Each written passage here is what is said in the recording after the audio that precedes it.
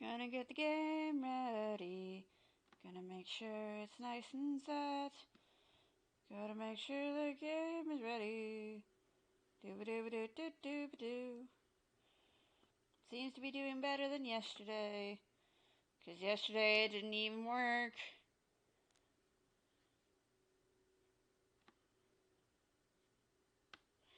Huh. That's an interesting thought. Is that where my problem is arising from? Is the fact that it's not the right resolution? No. It's not where the problem's arising from. Just the live thing is stupid. Alright, alright.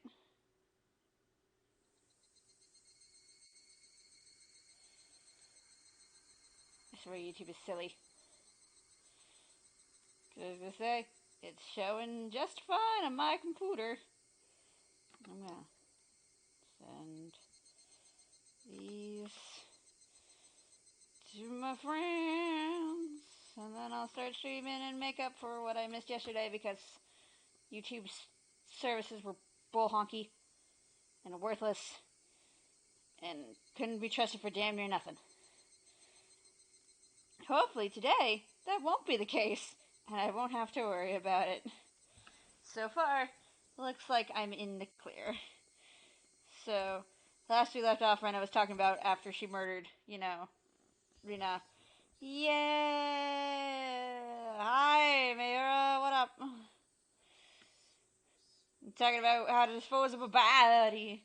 Do you know how to dispose of a body? Is it because you're waiting for the Heroes event in Dragalia Lost?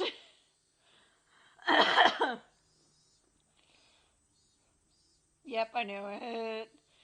I knew it. Okay.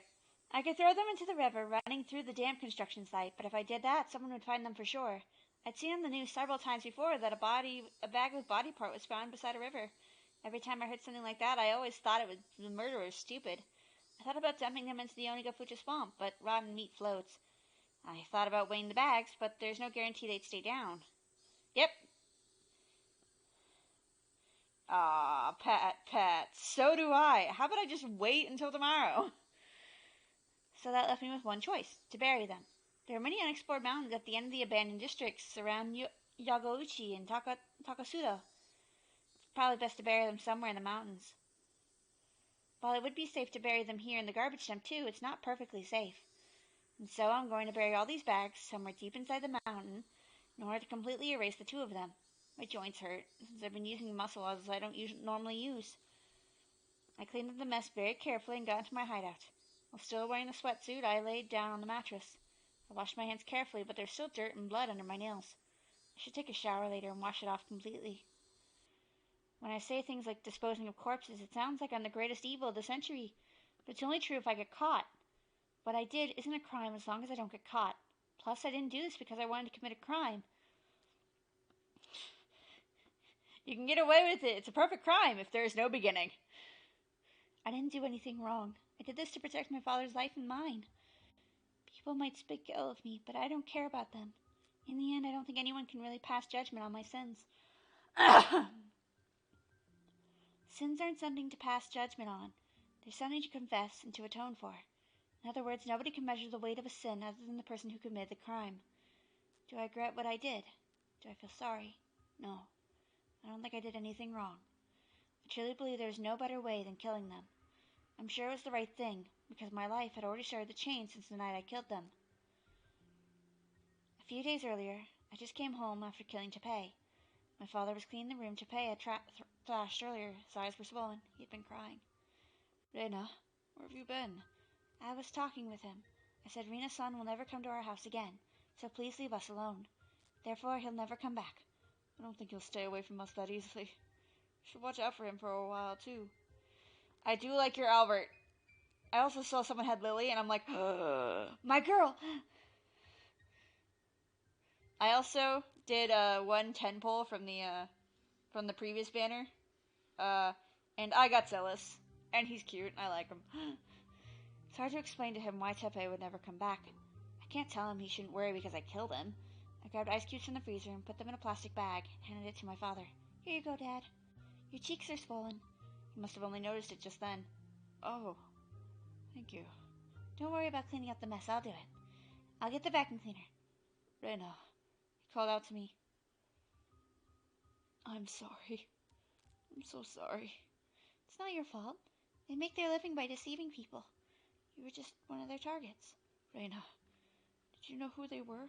Yes, I found out recently. I didn't tell you because I thought you wouldn't believe me. I'm sorry. He looked down, and he told me how he wanted to get remarried. I told him that they were bad people and that they were scamming others with Badger games. But he didn't listen to me. So I was right in saying that he wouldn't have believed me at all. She took advantage of your pain. I'm a very bad father. He's talking about how he met Rena, as if trying to absolve his guilt. It was when he was suffering the most, and he needed to drink away his sorrow. Send my Silas to support? Oh man. Fun daughter is pretty good, yeah. At a bar he happened to go into, Rena-san was the one who came to his table. It was her job to be a good listener when her customers talked. Rena must really be a great listener, and offered words of comfort when he talked about the divorce. If he was emotionally stable, he could have taken it as a kindness that she was only offering at the time, but he was so desperate he took it the wrong way. After that, the tragedy was inevitable. He wanted to believe it was destiny, and he glamorized everything about her. It'd be easy to laugh at him and say that he was just dreaming, but I don't blame him, because being weak is also part of being human. He had plenty of opportunities to grow suspicious of her questionable spending habits, but my father just read even the behavior as an attempt to cheer him up. He bought everything she asked him to, and Rena had landed her catch. He shouldn't have brought his lover to the house where his daughter lived, but he was crazy about her, and he didn't even think about it. I'd forgotten that I was a father first. What was I thinking? He started crying, held his shoulders gently. It's okay. You realized it in the end. You're my father no matter what. You're the only family I have. He couldn't stop moaning. We held each other and cried together.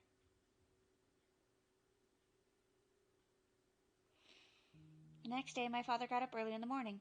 He was already cooking breakfast when I got up, and he told me, Your father is going to get his act together from today onward.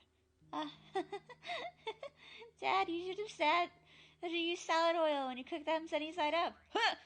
It's been a long time since I've cooked. He pried off the burning eggs on the pan with a spatula and added salad oil on it. It was too late. Doing that just made it even bigger mess. But I didn't say anything because I wanted to eat his eggs. I waited at the table quietly. He put the burned eggs on a plate and brought them over to me.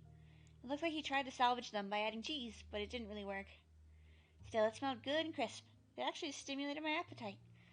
Thick-cut toast popped out of the toaster. I made coffee with extra milk and sugar because my father liked it sweet.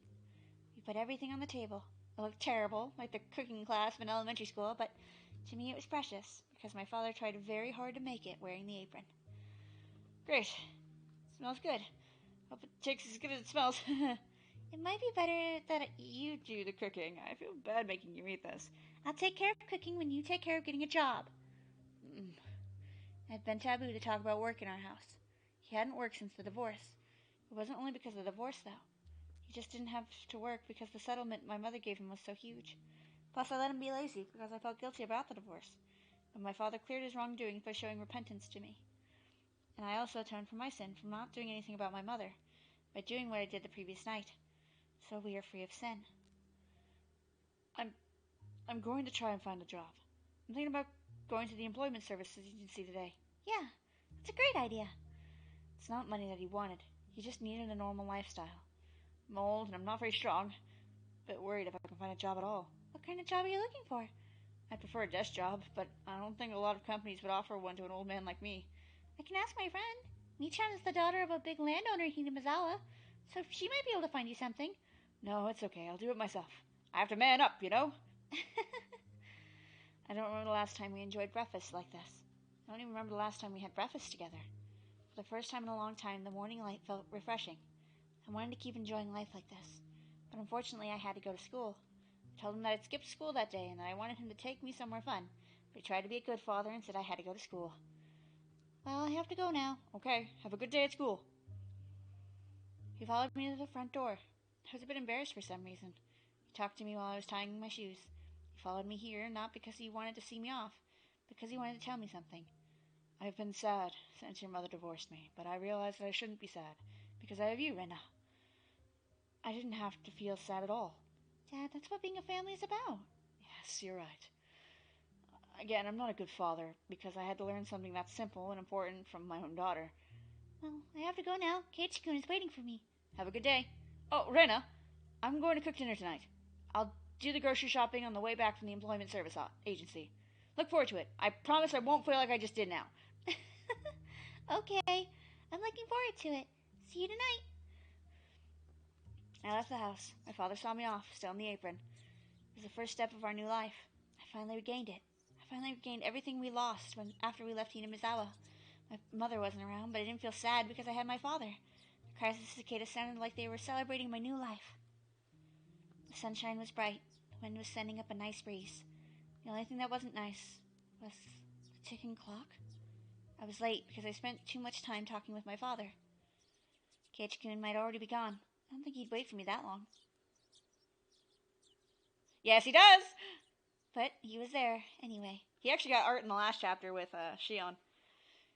Hey, good morning. Good morning. Sorry I'm late. It's okay. I usually make you wait, so it's okay that I wait once in a while. We're really going to be late. We should walk fast, I think. Yeah, let's walk fast. We might have to run at the end. Mii-chan might already be gone. She's waiting for sure. We're friends. We never leave each other behind, right? She's no longer in the darkness. Anyway, did something good happen this morning? What? Why do you ask that? Well, you look very happy for some reason. Dark Overlord no longer. I just thought maybe something good happened to you. The good mood I was in must have been too obvious for Keiichi-kun to ignore. I had not only my family, but my friends too. I felt something warm spreading in my heart. I'll tell you what happened this morning. My father made breakfast, but... What, isn't that the right way to cook eggs? You use salad oil for making salads, don't you? What? I have to tell everyone you just said that. I don't use vegetable oil. I just use butter. What did you say? Those red marks are unforgivable. Fine, bring it. If you're saying that, then you're willing and ready to throw down, aren't you? Hey, what's going on? Sadako Kei-chan, why don't you two place an outside bet on our club activities today? It'll be fun. Mii-chan, what's an outside bet? What is it? An outside bet means what it says, that Sadako and I would place a bet on each other outside the game. The one who played worse is the one who has to suffer an extra punishment besides the normal one. That means I get to see one of you suffer no matter who loses today. Rika! So what do you say, Sadako? That sounds like a wonderful idea to me. Keiichi-san will take a punishment for being the lowest ranked in the game, and another punishment for losing to me. How wonderful! Great, I like your spirit, Sadako. Alright, let's play today's game with our outside bet. Mika, please. It's more fun to think about punishments than to think about the game itself. It sure is. I can't wait to see how miserable Sadako's gonna look when she takes her punishment. He has the art. Keep dreaming, Keiichi-san. Ouch! Stick that! Stop it! Ah! Stop fighting, you two. The game hasn't even started yet. Chie-sensei opened the door and came in. Take your seats, everyone. Let's start homeroom, and then you can all go home. Everybody headed to their seats. Mii-chan? What? I'm sorry to ruin the mood, but I have to go home after school. I have things to do again today. Oh, okay. Well, I'm sorry that you have to go. Are you busy with housework or something? Yep. Well, this old man has no right to stop you when it comes to housework. I can't do housework myself. Our housekeepers do. You should help them sometimes. It'll be good training for married life. Don't worry about that. I already have the kind of skill, to be a good wife. Mii-chan looked like the kind of girl who tries to stay away from chores as much as possible, but she can actually do everything. It's just who she is. She went through hard times to learn those things. but she acts like she learned them without any struggle. That's also who she is. I like that about her. What? Are you going home, Rena?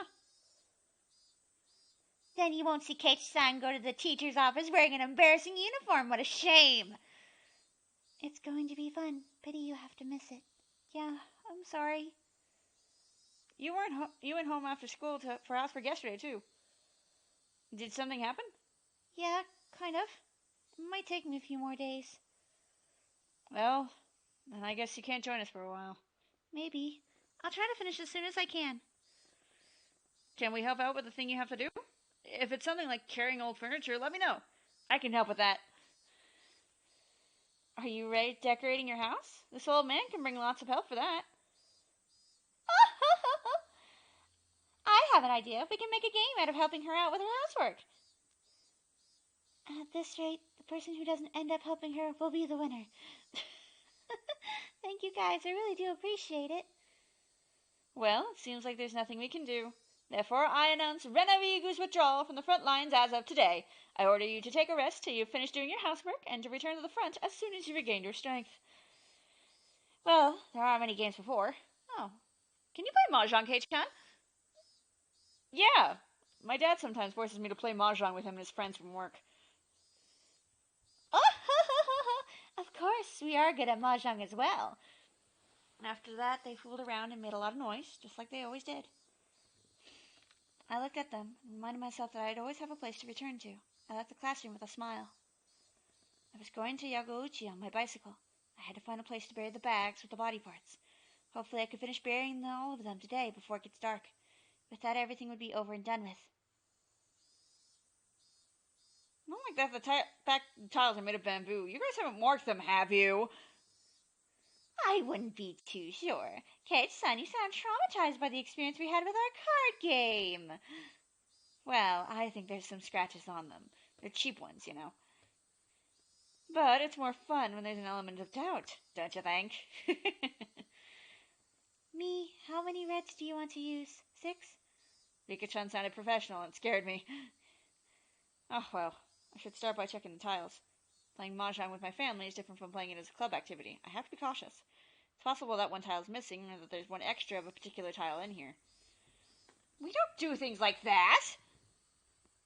Still, that's interesting. I didn't think about that. Let's see. Mion! Let's put them all face up on the table and check them before we start the game. Come on. Everybody flip the tiles face up. One dragon is missing. Oh, one low pin and one low so are missing too. No, one low wan is missing also. What's going on? There's so many missing tiles. Oh! I remember! Hold on a sec. Mion hit the palm of her hand with her fist, moved her chair aside, and stuck her finger into the gap in the floorboards. Then she pulled a tile out of there. What? There you go. This is the dragon. I don't remember where I put the other 3. Wait, Mion. Why are there so many tiles hidden in the classroom? Well, you know. She must have hidden the other 3 tiles somewhere in the classroom and forgot where. We couldn't play Mahjong with 3 tiles missing. I suggest playing another game, but Mion insisted that we find them and suggests making that a treasure hunt our game.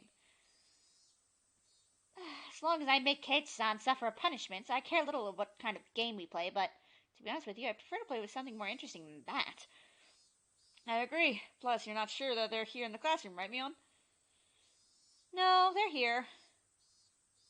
Or maybe this old man might have put them in his pocket and left them by the washing machine. I don't remember. I recommend checking the total number of tiles after we play Mahjong with me next time. Everybody except Mion and nodded in agreement. What? You don't want to play our classroom tile hunting game? In other words, cleaning up the mess Mion made so that she could cheat. Do it yourself. Don't use our club activities for personal reasons. Fine. So what do you want to do? We can't play Mahjong now. What are we playing then? Does anybody have any ideas? As our club president, Mion usually decides what we play. I couldn't just come up with something on the spot.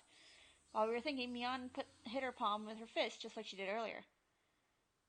I got an idea! If you don't want to hunt for tiles, let's do a real treasure hunt. What name comes to your mind when you say treasure hunting? Rena, right? You mean, are we going to the garbage dump at the construction site? I don't really go there very often, but that place is large. I've heard that the place is haunted by the ghost of the man who was murdered there. His body was cut into pieces. We shouldn't go near. Ghost? I like it. It's even better. I didn't know there was a rumor like that. I do know that someone was murdered there and that the main suspect is still on the loose. He had harmed the victim, but hasn't been found yet, right? There's a rumor that the construction site manager, the victim of the dismemberment murder case, became a ghost, and that he's wandering around the place to find his missing arm. Frika! You don't like ghosts? Don't tell me you're still scared of ghosts! I am a shrine maiden. I can see them even if I don't want to. Wow, you can see ghosts? If I remember right, I've heard that those who can see spirits see them as naturally as they do us. That's utterly ridiculous. I've been living with Rika for a long time, and I haven't seen anything like that. That's just because you can't see them, but I can. For example, when you're asleep in your bed, I always see... Nipa! Rika! Why are you smiling like that? What were you about to say? What do you see when I'm sleeping? Sadako, I feel sorry for you. You can pretend you're not scared of ghosts during the day, but I'm pretty sure you get scared when it gets dark. I'm gonna make a silent phone call tonight just to scare the hell out of her. Keiichi! Including myself, I don't think anybody really likes going there. Rena's the only one who does. If Rena finds a ghost when she's in her cute mode, she might take it home with her. That's so true! She'd say, "Oh, I'm taking you home with me." It's so easy to imagine that all of us laughed. Well, let's do it. Let's go treasure hunting. If you find a ghost, you win. If you get a point if you find the victim's missing right arm. You also get a point if you find anything that Rena would like. We can show what we found to Rena later, and we'll let her decide who's the winner. Oh, I can't wait to win the game and make Kate's son take double the punishment. Hey, Sadako, you sure you're gonna win? That means you're gonna have to see a ghost. Ooh! Ah! Stop it! You're gonna get my nerves! I don't want to go there. I'm scared of ghosts, too. It's okay, Rika. What do you mean you're scared of ghosts, too? Who else are you referring to? I'm not scared at all! Kate-san, stop doing that! Ooh. Let's go, everybody. Let's find the ghost. Yay! Woo! And it'll all be over with. Everything will be over and done with. Yes, it'll be over when the Higurashi cry.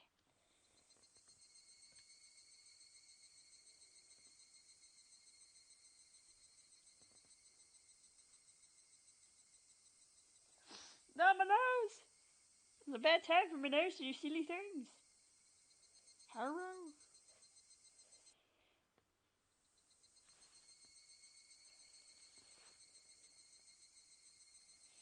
Ah, a sun-drenched afternoon. I didn't have one of those today. Today was a very rainy day. So that's it. Rena finished making her confession. There was no applause or curtain call.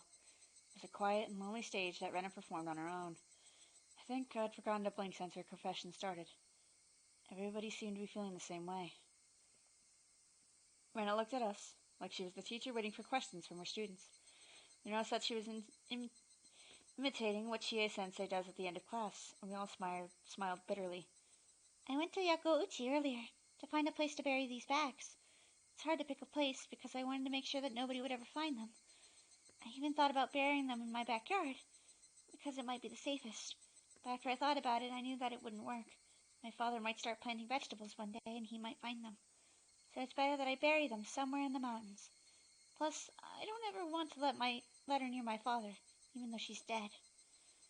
I felt like I did something very bad. Rena's plan was going smoothly. If only I had hunted for the mahjong tiles instead of insisting on something else. This wouldn't have ever happened. When I looked at the others, they all seemed to be regretting their actions too. If Mion hadn't come up with the idea to play at the garbage dump, if Sadako hadn't found the broken refrigerator, if Rika-chan had convinced us not to go, Rena would have been a few more days and she could have gotten rid of these trash bags. They never would have been found. Then what would have happened next? Nothing. Everything would have remained the same. We could have kept having happy and peaceful days. Rena had been through a hard time, but she had been forcing her face into a smile for us. The fake smile was supposed to become a real smile one day. None of us were supposed to notice that Rena was going through a hard time. After a while, Rena was supposed to be able to forget the bitter memory of killing these two, and she was supposed to live as if nothing had happened. But now, after all of her effort, all her courage, had been ruined. I know killing people is a bad thing to do. I didn't want to do this, and I don't want to do it again in the future. But I believe this is the best solution. I also believe that I didn't do anything wrong. I just applied my utmost effort when God presented me with an equal opportunity to regain my happy, peaceful life. Saying we should accept suffering and live an immaterial life without desires is nothing more than pretty words for those who have plenty. Nobody can belittle my efforts. Rather, they should praise me for what I did. They should celebrate for me. Rena Ryugu fought for her own fate, and she won. I don't know why I did it, but I interrupted her. I shouldn't have. But I didn't need to tell her this, so I did. But Rena, why didn't you tell us? What do you mean? We're friends, aren't we? Friends are always on your side without exception, no matter what. I thought friends were like family. If you told us about it, we could have helped you out. Then you wouldn't have had to get your hands dirty. What Rena told us made me sad. I couldn't help myself from saying that to her. Rena told us straight that she did the best she could. She told us that right to our faces. It's the same thing as saying that she didn't need us in order to do the best she could. John! You can say that now, but... Wait, let me finish. I believe that friends are there to share both happiness and hardship. If you came to talk to us, I believe we could have done something different. And we could have led you to a better future. A better future? There's no better future than what I have right now. This is the best possible future. That's a lie! My shout seemed to scare her a little. I knew that Rena didn't believe that this was the best possible future. She just didn't have any other choice. If she had had other choices, she definitely wouldn't have chosen this one. I know you don't believe that because you're crying. What? Who's crying? Me? I'm not crying. Yes, you are. You've been crying the whole time. Haven't you noticed it? In fact, I didn't see any tears in her eyes or on her face at all. But that didn't mean she wasn't crying. Rena was crying. She was crying because she was driven into a corner after all the hard work she did to become happy. Her tears looked so sad. Anyone who couldn't see those tears wasn't really thinking about her. I'm not crying. I won't cry. I did the right thing. I made the right choice. There's no reason for me to cry. That's ridiculous. I have no idea what you're talking about, Keiichi. I know it. You're crying right now! Rena stopped laughing all of a sudden, and she spoke with a cold expression on her face. Okay, let's say I did what you just told me. I told you all about my father and that woman. Then what? Well, Then what? Okay, bye, Mayura! Then what, Rena had never talked to me like this before. It was as if she was mocking my ignorance, and it made me shut my mouth. You don't know what happened last year. Last year? Yeah, last year. It happened in June of 1982. There was someone who had no choice but to kill a person to free himself from his misfortune. Sadako gasped. Keiichi-kun, I don't think you know much about him. About Satoshi Hojo-kun. I know that he's Sadako's older brother. He had been missing, but others people said he transferred. There's a rumor that he killed his aunt for Sadako's sake. Therefore, it had been taboo to talk about Satoshi in my class. Actually, in all of Hinamizawa. Satoshi-kun was under the same conditions as I was. He just wanted to live happy and peaceful days. He just wanted to live peacefully and quietly with his sister. You've heard about what kind of person Sadako-chan's aunt was, haven't you? If what I heard is true, this is what happened. After Sadako lost her parents, her uncle and aunt got custody of her, and her brother, but they were miserable people. Her aunt was especially cruel to Sadako. Satoshi was the kind of guy who wouldn't even hurt a fly, but his aunt probably was the only one who he didn't have a problem killing. That's how terrible a person she was. Everybody in Hinamizawa knew about the trouble the Hojo family had. Everybody knew that their aunt was a hysterical and crazy person, and that she bullied Satoshi and Sadako-chan. Everybody knew everything. Everybody in our class knew it too. Me-chan, the future head of the three families, knew it. Rika-chan knew it, and Sadako-chan knew it too, of course, because she was the one experiencing it. The friends you're talking about knew what Satoshi-kun was going through more than anybody in Hinamizawa. And what happened? Did anybody help Satoshi-kun? No, nobody did. Mi-chan had the most influence out of all of us, but she made a lame excuse, saying that it might create a conflict between the Sonozaki family and the villagers. In the end, all she did was hurting him by offering her sympathy. That's not true. Yes, it is. Satoshi-kun knew it too. He knew that you were only pretending to sympathize with him. He knew that you had no intention to help him. That's why Satoshi-kun started to hate you, Mi-chan. He said that you always told him that you were his friend, but after all you turned out to be just another Sonozaki, just another person who bullied the Hojo family. I didn't mean to. You didn't do anything to help him. You rejected his request to help by sympathizing with him. Do you have any idea how much that hurt? Mion tried to find something to say, but failed to do so. She bit her lip instead. Rika-chan, you were the same too. Now Rena was pointing fingers at Rika-chan. Unlike Mion, Rika-chan looked emotionless and empty, just like Rena did. Rika-chan, you don't have the kind of power in Hinamizawa that Mi-chan does. But your word carries a lot of weight with the old people who come to your shrine, don't they? There was something you could have done for him, but you didn't. Rika-chan, you did exactly the same thing as Mi-chan did. You're just pretending to be his friend. All you did was sympathize with him and Sadako-chan. You didn't try to help them out of the trouble they were in. Can you imagine how cruel and merciless your sympathy was to them? Satoshi-kun wanted help. He wanted somebody to help him. He was at his dead end and couldn't get out of there by himself. He was sinking all the way down to his neck in a swamp, reaching for help and waiting for somebody to grab his hand. You're right.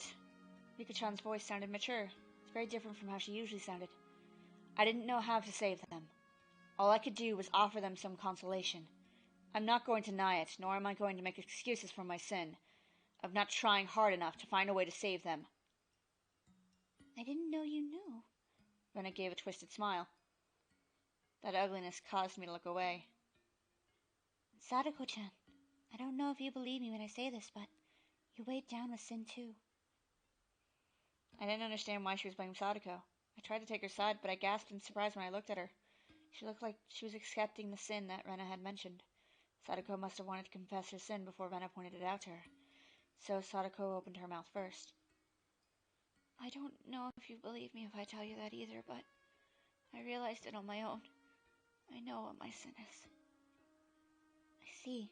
I realized it the night Nini disappeared. I wish I'd realized it when he was still here. I understand how you feel. Sense that it was too late for regrets, right? I feel the same way. It happened to me before. That's why I fought this time. Sadako-chan, I'm sure you can atone for your guilt in the future, because you realize what you did. But that won't bring Nini back. He's not coming back. Sadako looked down sadly. Usually Sadako would say the opposite. She always said that Satoshi was going to come back one day without a doubt. But now she accepted the fact that he would never return. She accepted it easily, as if she knew it already, because he's her brother. Do you understand now? She asked me all of a sudden. That's how they were in 1982. Satoshi-kun talked to everybody he thought could help him. He told them that he needed help. He told them what he was going through. He consulted with them. He even came to me, even though I just moved here at the time. I don't think it was embarrassing or shameful that he did that. People get desperate when they're unhappy. Satoshi-kun tried very hard, but he couldn't do anything about the situation, and he asked for help. He kept asking for help. He said that friends are always on your side no matter what, but this is what friends really are. They're actually just people you hang around with for fun. They don't help you when you need them. Friends are always like that. That's why I decided not to tell anybody when I found out that I was in the same situation as Satoshi-kun. I knew that nobody would help me and that nobody could. I didn't need sympathy. It only makes me feel worse. It's better that I, at least, have fun at school. In fact, I did have fun at school. I was very happy. I was able to forget about the trouble I had with that woman, even if only for a short amount of time at school. I wish Satoshi-kun could have done that too. If he did, he wouldn't have had to feel constantly hopeless, and he could have at least enjoyed his time at school. He didn't have any other choice than beating his aunt to death anyway. I didn't know how to help him at that time because I just moved here.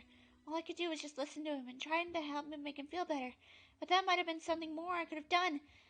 I might have been lazy in thinking of what I could do. But at that time, in 1982, I thought I was his friend.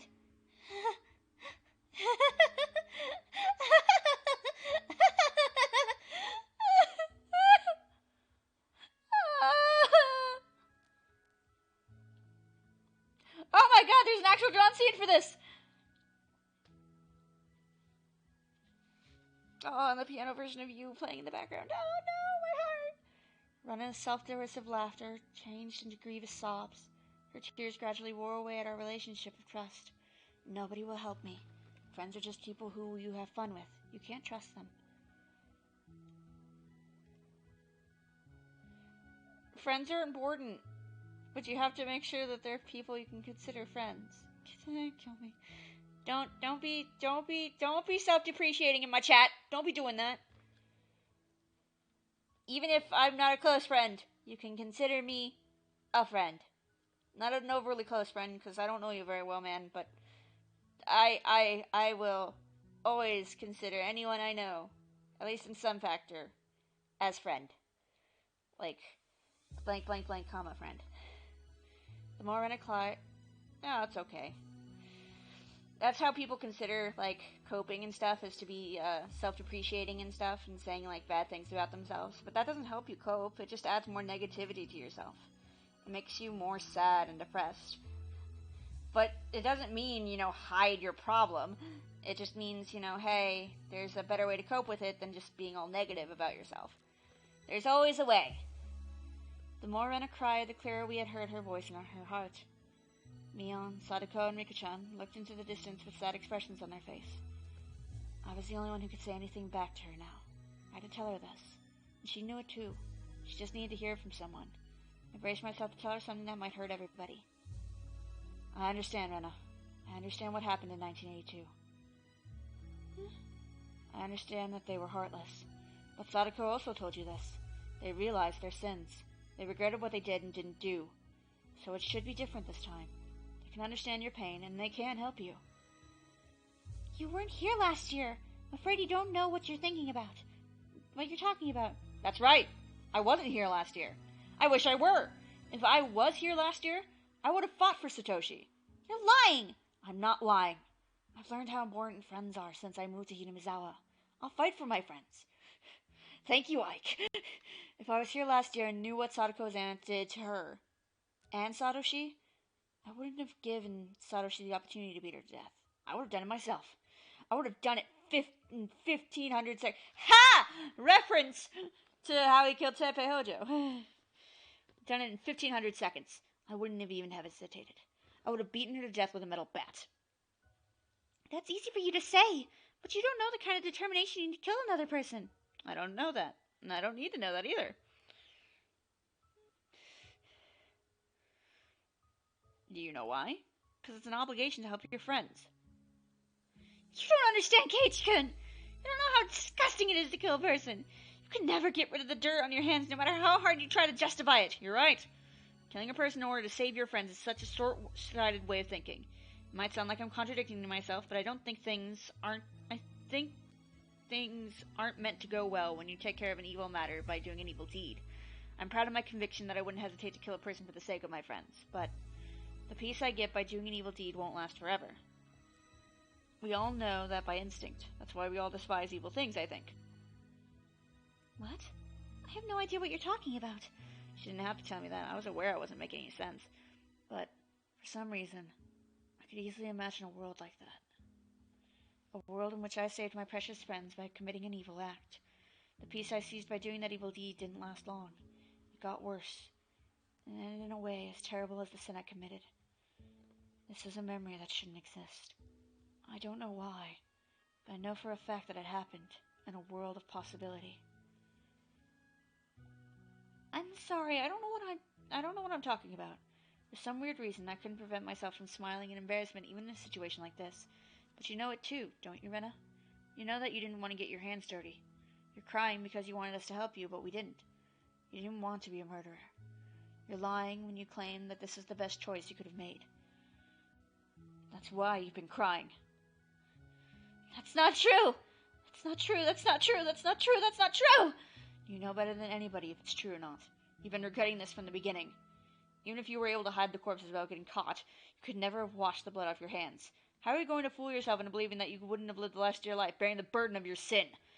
There's only one way to do that. You have to believe that this was the only choice. That means you have to live your life denying your friends are worth asking for help. Are we worth nothing to you, Rena? Of course not. You always believed that friends exist to help each other. Your friends were immature last year. That's why they couldn't help Satoshi from his unfortunate fate. But people grow up. We don't make the same mistake twice. You don't want to regret the same thing twice. So believe me, you're my friend. We're your friends. We're on your side.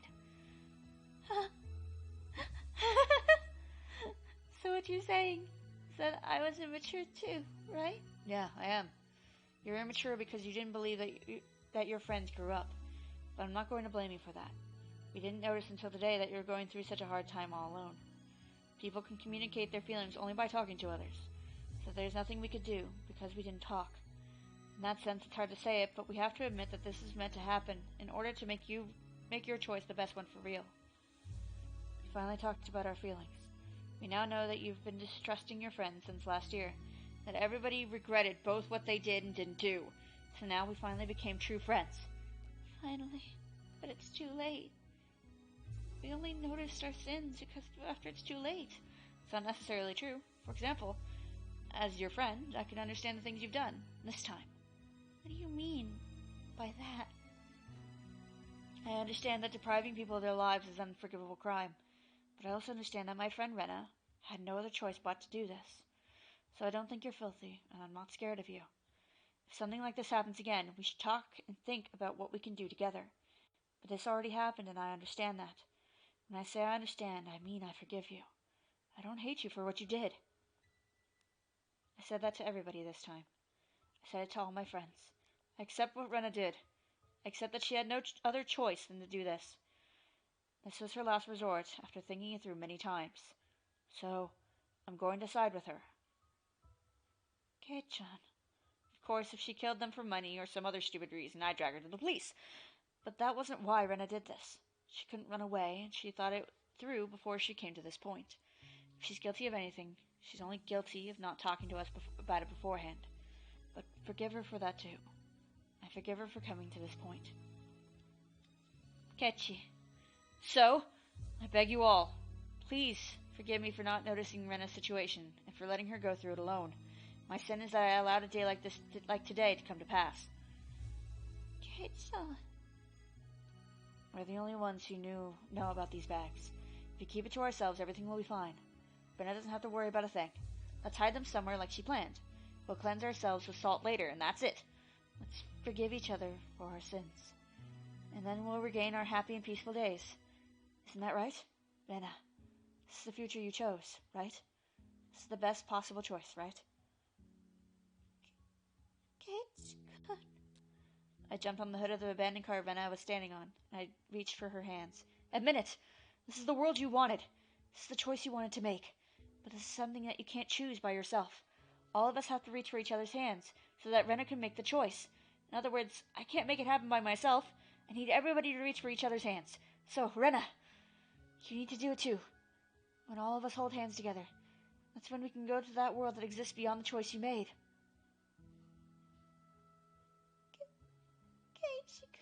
I appreciate it if you really mean it, but I'm not sure if that's what everybody else wants. A little hand touched mine. It was Rika-chan. Rika-chan. Rena, you weren't filthy. You didn't give up. You seized your fate, even though you had to dirty your hands to do it. I have no reason not to accept you. Rika-chan's small hand was strong. She spoke eloquently. I know how comfortable it feels to be stained by disappointment at everything in this world, after getting lost in a maze of misfortune. So I can understand how strong you are, and how hard you fought, alone, without giving up. I'm proud of having you in my life. I agree with Keiichi. I forgive you for your sin, so please forgive me for mine too. Rika-chan. I'm just a little girl without any power, but I could have fought. I'm not giving up on my fate. I'll fight like you did. So I ask you to accept me as your friend. Rika-chan usually acts childish, but now she was a totally different person. She meant every word she was saying. And then another little hand reached out to ours. Sadako. Sadako put her hand over mine and Rika-chan's. She didn't say anything, looking down for a while. Rika-chan urged her to speak. Rika-chan, Rika and I lost both our parents. We never cried about it, however, because we have you, a family, made of friends.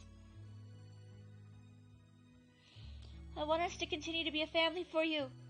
It's natural to get it all out and to confess everything to your family because, well, they're your family. So I think today was a great opportunity for us. I appreciate that we had the chance to forgive each other for our sins. Family made of friends. Sadako, I like that! I forgive you for your sin, Rena-san. Please forgive me for mine too. A big hand reached out for ours. It was Mion. I always thought it was my job as the leader of this club to talk about the importance of friends, so I guess I'm not that good a leader after all, huh? Mion. I'm sorry. I didn't mean to make fun of you. Mion still smiled and scratched her head. Rena, I'm ashamed of myself, as your friend and as club president, for not being able to notice what you have been through. I'd like you to forgive me for that. Of course, I also forgive you for not telling us about it. You couldn't tell me because I wasn't good enough for you. I thought I was trying to be a good leader for you, but I guess I wasn't doing my job. It's my fault. So I forgive you for your sin, Rena. Rena, now you have all our hands. We're all ready for you. It's your turn. Reach out for us. Come on, come to us. This is the world you wanted. You have all of our hands right here for you to reach, so don't hesitate. I'm a murderer. I'll get you guys in trouble.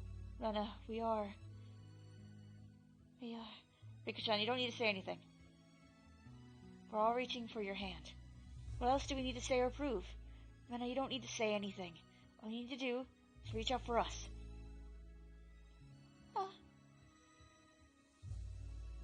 Come on, Rena. This is real. It's not too late. You still have choices you can make, so choose.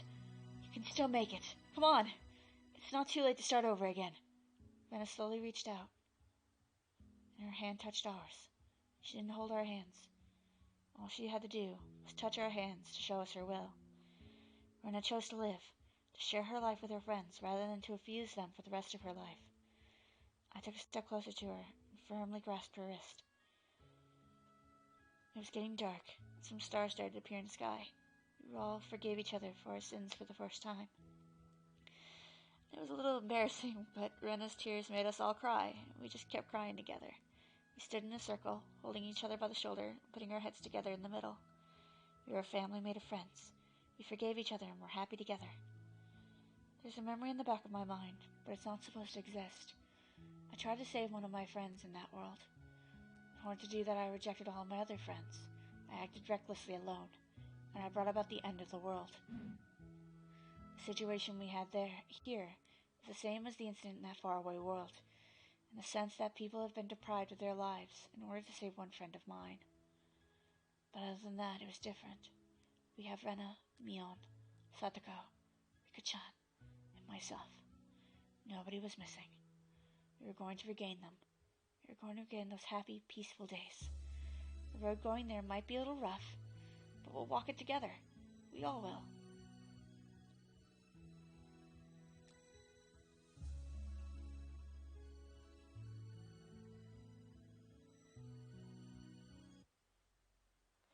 We went to the place in the mountains of Yagouchi that Rena had picked for burying the bags.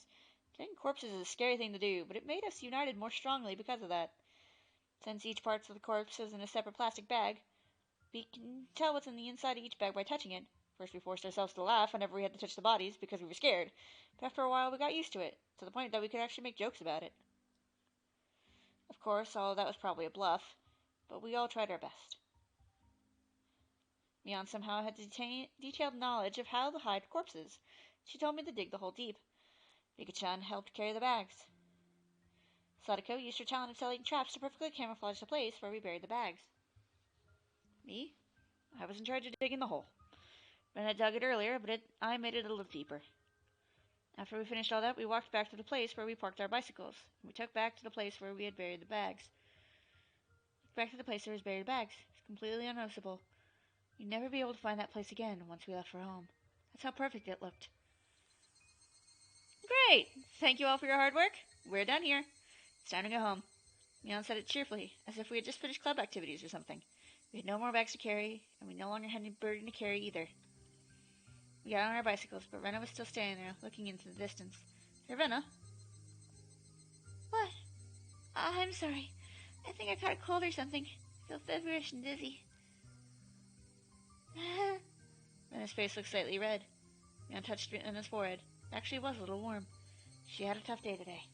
She had to go through so many things. She had to find a place to hide the corpses. She had to dig a hole. We caught her with the bags. We talked about our feelings. And we forgave each other. She looks exhausted after a day like that. And you should rest well when you get home. Yes, thank you. I will. Rena, we forgave each other for everything. So don't blame yourself anymore, okay? You were right about me. What do you mean? I couldn't fool myself. No matter how hard I tried to justify what I did, I was still scared. Look at me, I'm still shaky.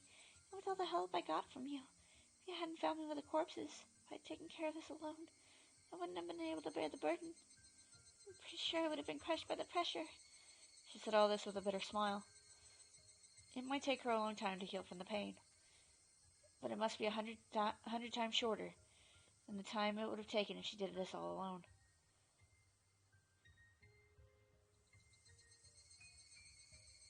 Rena's home was the closest from here. Rena went her way, and the four of us were left behind.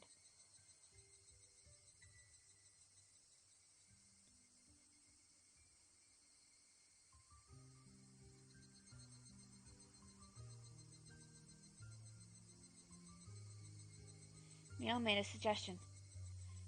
I think we should just forget about today. What do you think? I agree. I think that would be best for Rena-san, too. Rena is a strong girl. If we act like nothing happened, she'll act that way, too. If you keep acting for long enough, it becomes real, right? We'll be able to forget about not talking about it. Our goal is to forget about it completely. I think we'll keep wondering whether or not the day of reckoning will come for the rest of our lives. You're probably correct. It's not going to be so easy and simple to let it go. Even if we can't forget about it for the rest of our lives, that's fine by me.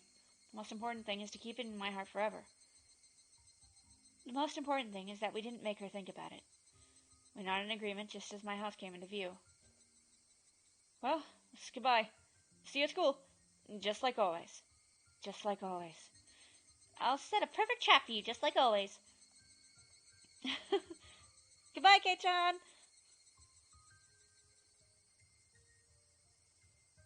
I do like this chapter a lot because it covers over the, atonement and forgiveness. After I parted with them, I still felt hot and dizzy. I felt really weird. I was even staggering to the front door. I felt like I was floating in the air, like I just took some very strong cold medicine. Today, something very shocking, something that made me super happy, and something very embarrassing happened to me. I felt as if my heart and mind were about to explode, because they were filled with to the brim with both happiness and sadness. I don't know whether I made a crucial mistake today, or if I had the happiest day of my life. They did not live happily ever after. That's why this one still ends in tragedy. I don't know which it is. All I could do was stare blankly into space. I felt frustrated, too. Even though they were my friends, I was caught in the act of abandoning corpses. At the same time, I felt relieved that my reliable friends accepted what I did. Those emotions were all mixed up in my heart, and they were equally strong, making it difficult for me to decide what I was feeling. I was losing my sense of balance. It was like the world was warping around me, or it sounded as if I was in the shower. Everything left me with a feeling of unreality. When those emotions were about to make me lose control, I felt a heat on my wrist. The part where Keiichi couldn't grab me earlier started throbbing. My feelings were cooperating with me, but the heat on my wrist calmed them down for me. I don't know how to express what I felt when my friends and I held shoulders together in a circle earlier, but the feeling was the only thing I knew to be real. I'm home. Huh? As soon as I opened the front door, I smelled it. It smelled really good. My father isn't good at cooking, but he likes trying to cook creative dishes. I remember he used to cook something very challenging when he was in a good mood. feel this is important to mention. This is the sort of thing like my mom would do too, which is creative cooking. Which is she'd find things in the pantry, decide if she could mix them together, and then she'd usually make meals out of them. That's how we made a really good pasta salad. And there's no recipe written down for my mom's pasta salad. And maybe someday I'll make it again, and I'll go off of my memory of what I remember when I had to make it for my mom, because I remember a good chunk of it, but I don't remember all of it perfectly. But I understand the whole coming home and smelling something new. So this smell was a sign that he felt that way. That's why I always liked this smell. The reason he was in a good mood is because he found a job. And not just any job. He found a job with a company created by friends from his old workplace. They remembered my father and promised to hire him. He told me that some of his old colleagues from the old company were working there. It must be very encouraging him to work with people he knows, because he hasn't worked for a long time. The dinner looked great in contrast to how it tasted. It was a dinner to celebrate his new life, to show his determination, to regain his bond with his daughter, and to make a clean start. I talked about a lot of things with my father that night. It had been a long time since the last time I talked with him like this. I don't remember when it was, but it reminded me of the days I was still happy, which meant that I'd finally returned to that time. My father still believes that Teppei is coming back one day, so he's still very cautious about locking the doors and windows. He gets very scared every time someone rings the doorbell. I told him so many times that they'd never come back, but I couldn't convince him because I couldn't tell him the reason why they won't. He eventually realized that he's free. I'm sure it won't take too long. My heart was full of many, many emotions that day. If emotion could actually burst a heart open, it might happen to me. My brain must have been overworked because so many things happened at once. My head was still fuzzy, but I managed to crawl into bed. I felt like the ground was moving. I totally lost my sense of reality. I remember that I once felt like this when I got the flu. I might get a high fever tomorrow, but I don't care. I don't care if I get sick tomorrow. I wanted to enjoy the fact that I took a step towards the future of my decision. Keiichi-kun told me something like that today. High fever and dizziness made me feel frustrated for some reason. Whenever I felt frustrated, I felt the heat on my wrist too. I grabbed my wrist with my left hand tightly. It made the frustration go away, and it brought me relief. Even the dizziness I didn't like just before made me feel like I was a down-filled futon. I was falling asleep in that down-filled futon, on my first night in a new world. This dizziness didn't go away for a few days, but I gradually got used to it. This new world looked like the world I used to live in before, but the sunshine was a little brighter. Keiichi-kun's smile looked a bit more gentle than before. We made more noise than we used to. We spent every day slowly, but in high spirits. Oh, what an idiot I am. I underestimated that dizziness and I caught a summer cold in June. I wanted to get better as soon as possible. I should have taken a day off from school club activities, but I forced myself to play with them every day, and it made it hard for me to get better. I finally learned my lesson recently. I didn't need to feel frustrated. There's no limit to happiness in this world. As long as we keep wishing for it, it'll continue forever. I don't need to feel frustrated anymore because tomorrow I will have the happiness I have today. We'll have the Watanagashi Festival next Sunday. Michan tells me that we'll have a lot of fun and that we'll go extra crazy. I really can't wait. Oh, it's sweet. Oh, it's sweet. Oh, it's sweet. If I didn't know this ended in horror tragedy, I'd be very happy. But I know it ends in horror tragedy. Notice me from the forestry service. Oh dear. That can't be good. Okay, what's the notice from the forestry service? It's still June, yet the air is filled with the cries of cicadas. You're crying right now. I'm not crying, you're crying! How's everyone in Hinamizawa doing? The Watanagashi Festival is coming up just around the corner. We staff members from the Forestry Service are going to perform a award sculpting demonstration at the festival. We'll be happy to lend out our tools and teach our kids how to sculpt wood themselves. It'll be an excellent memorial gift. Also, we'd like to inform everyone that we're going to cut down trees in the local hills this summer as part of the Fourth Forest Landscape Management Project. This project involves preserving the beauty of the forest by cutting down old trees and planting new ones. The Forestry Service needs volunteers who are interested in helping us cut down the old trees. You can enjoy the beauty of nature and the blue sky while helping out with this preservation activity. The project will begin summer break, so you can bring your kids too. This will be a good opportunity for kids to learn about nature and have a valuable experience. Locations of the projects in the forests are in the Takasudo and Yokochi areas. Oh no, that's not good. Shit. Okay, we gotta move the corpses. Shit.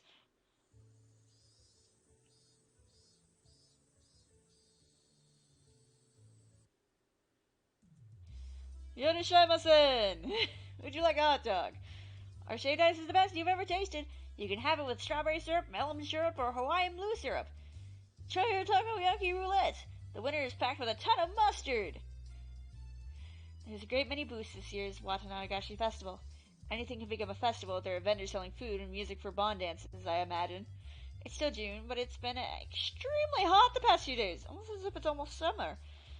When you have a June festival with bond dance music under this kind of weather, the only thing missing is to make it a perfect summer festival is fireworks. Bzz, bzz. This is Kumagai. Oshi-san, can you hear me? Over. I heard a voice coming from my portable radio. With this earphone, it looks like I'm secretly listening to the horse races while on duty. This is Oshi. I can hear you loud and clear. The town councilors gave us a lot of food. We have odin, yakisoba, pork belly stew, and some barley tea. Do you mean the barley tea we can drink on duty? On the one that we can't, or the one that we can't drink on duty? Oh, well. If it's a canned drink, I'll take it. If it's in a cup, don't worry about it. Roger that. And all the members of the town council are here to say hi. We have the mayor and the head of the Sonozaki family, too. What? That old bag Onryu is there? Can you tell her that I'm patrolling right now and don't know when I'll be back? Well, I don't think I could do that for you, sir. She knows you have a portable radio, so she told me to call you and to bring you back here. She looks really bad. I'll be sure it'll be a stroke that kills her. Alright, let's try. Roger that. Tell her that extreme courtesy that I'll be back soon. Please. Oh well, guess I'll have to go back and mingle with the locals. Poof! All of a sudden, a group of kids came running towards me from behind. After a quick look at them, I noticed that they were the granddaughter of the old bag and her friends. They occupied a corner of the shooting gallery stall, making a lot of noise. Mion Sonozaki. When acting her age, she's a cute, normal girl. But do I ever hate it when she acts like the member of the Sonozaki family. She's the boss of the Okiyamiya Yakuza territory in 10 or 20 years. Just you wait and see. And while I was thinking about things like that, I noticed that Mion wasn't the one taking leadership of her group this time. It was the boy. The boy, I know him. He just moved here recently. The boy from the Maibata mansion. Keiji Maibata-kun, was it? I heard that the Maibata family is from the city, and that they're supposedly very rich too. But he doesn't flaunt his family's wealth, and he has a good reputation because of that. Even though he just moved here, he's already adjusted to his new school, and he's popular with his classmates too. Everyone in the village seems to like him as well. He's very interesting to watch, as a person in many moods. Both boys of his age sure have a lot of energy. To be young again. Hey, you're up next, Rena. You're lucky if it's your turn. Rena, are you okay? Are you feeling sick? I'm sorry. I guess I had to pass on taking a shot. Okay, you should take a break for a bit. So? What was her real name? I couldn't remember, but I could check when I get back to the station. Rena's only a nickname. I believe she moved here a year before Maibata-kun did. Her mother divorced her father or something like that. She's a strong girl who does all the housework by herself.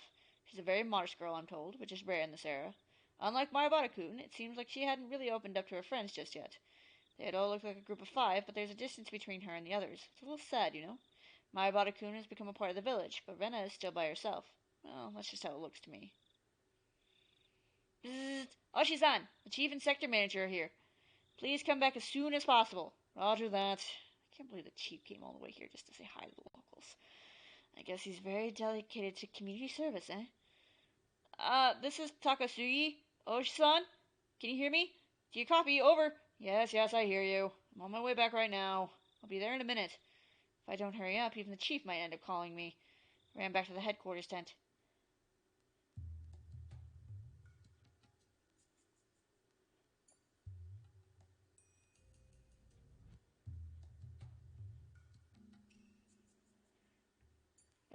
It's Mio and Tamotake.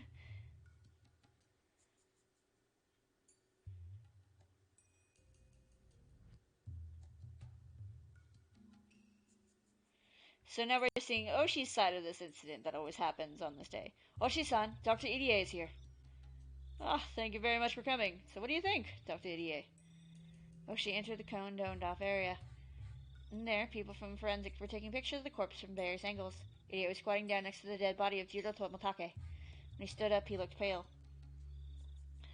I can't believe it. I know, I can't believe it either. As far as I can see, he clawed out his own throat with his bare hands.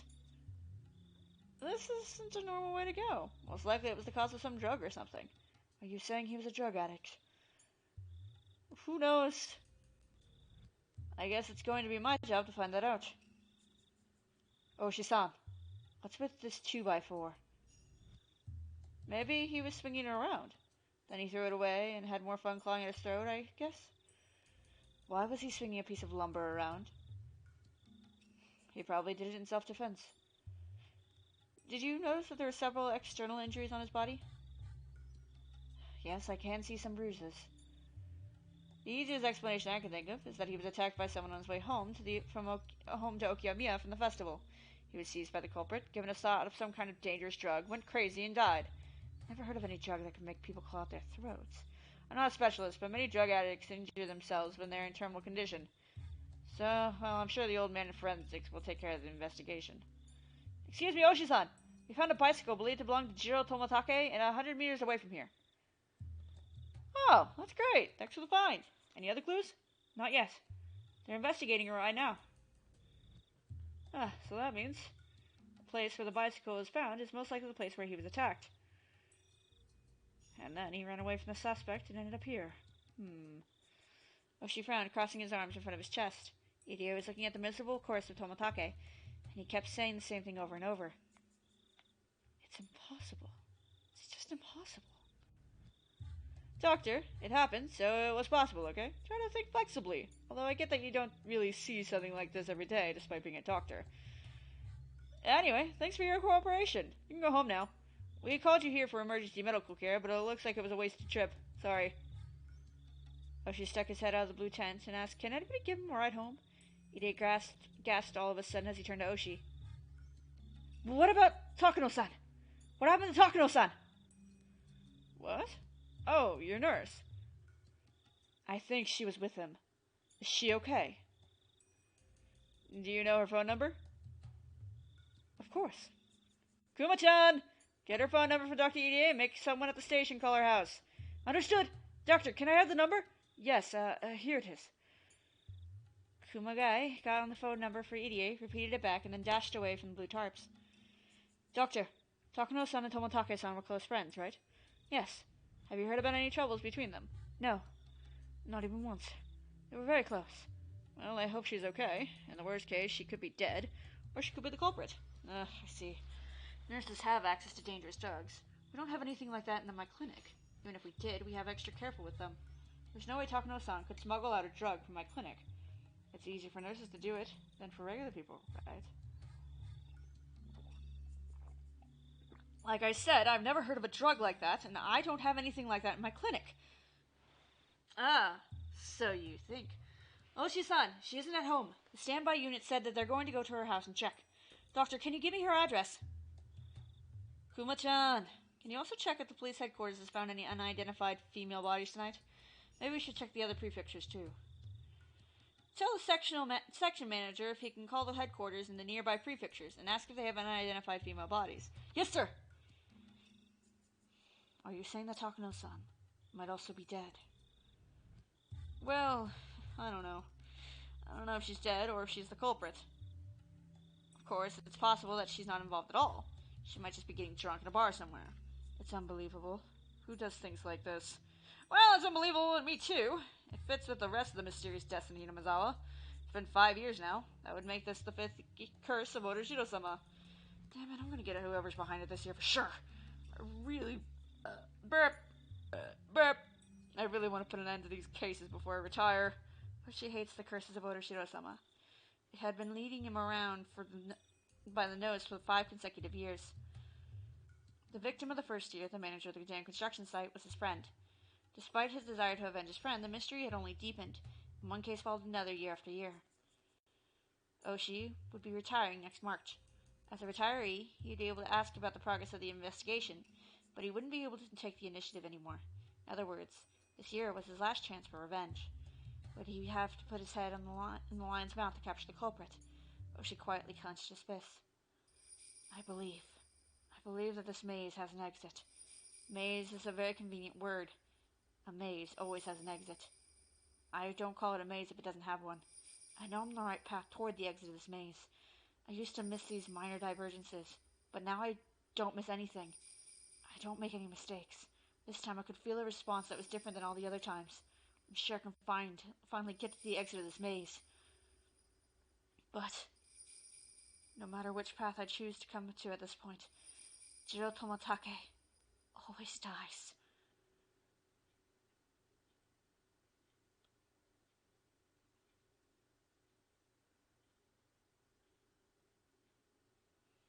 Poor Tomatake-san.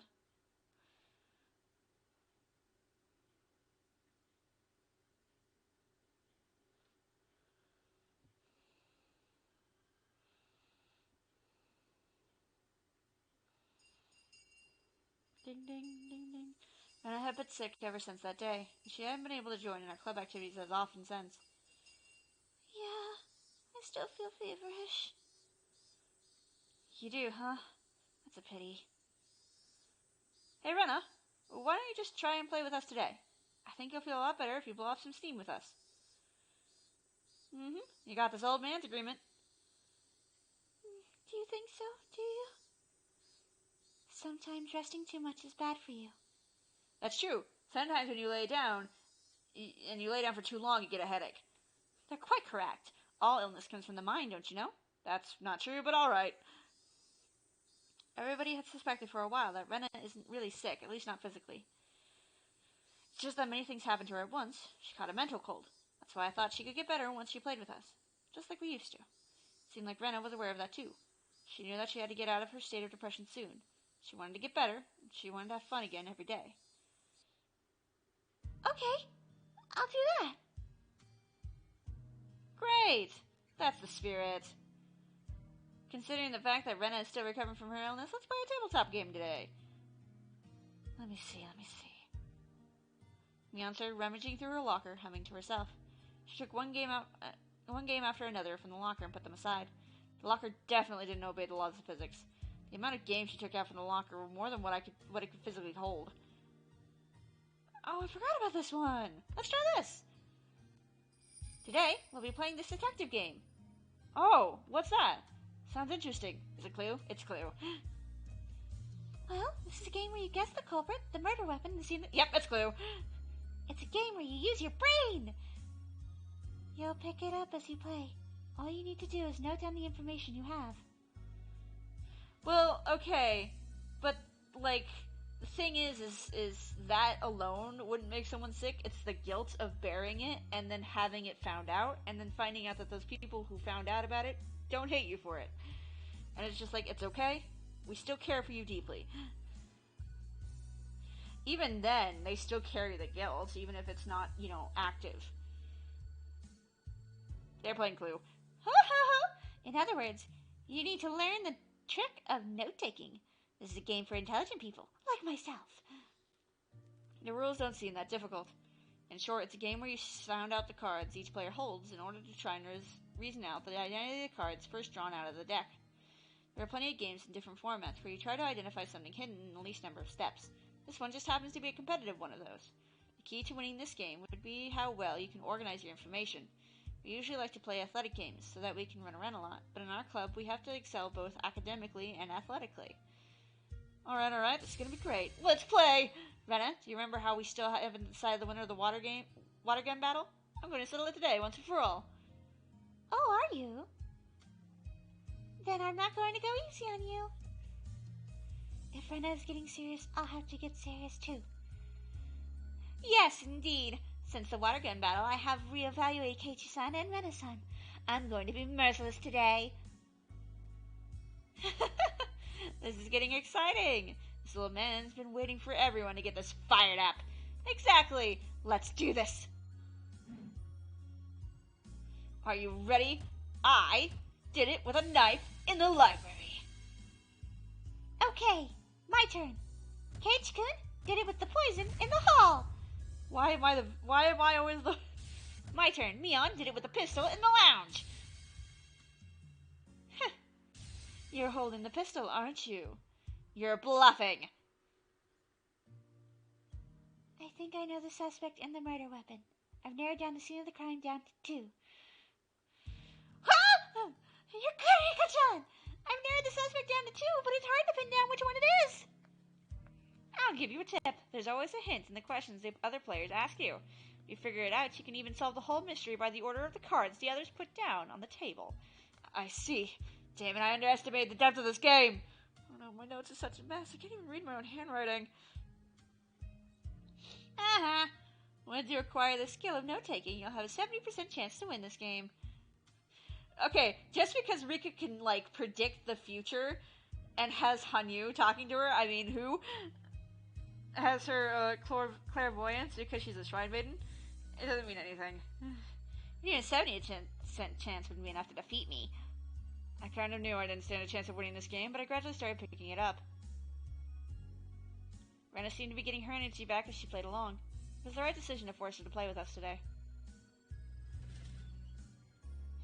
Well, yeah, but everything's not exactly the same. Even in a repeating pattern, there is always a slight difference.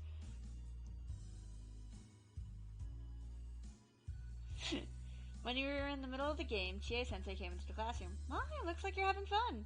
Anyways, Ryuga-san here. Huh? You have a visitor. Everybody looked puzzled. Parents sometimes show up at school for some reason, but Chie-san never called them visitors. It's rare to have a visitor at school. I wonder who it is. Well, I have to go. You can continue without me. Rena left the classroom at a run. What should we do? Should we wait for her? Well, we don't know how long it's going to take. Rena told us we could continue, so let's do that. Yeah.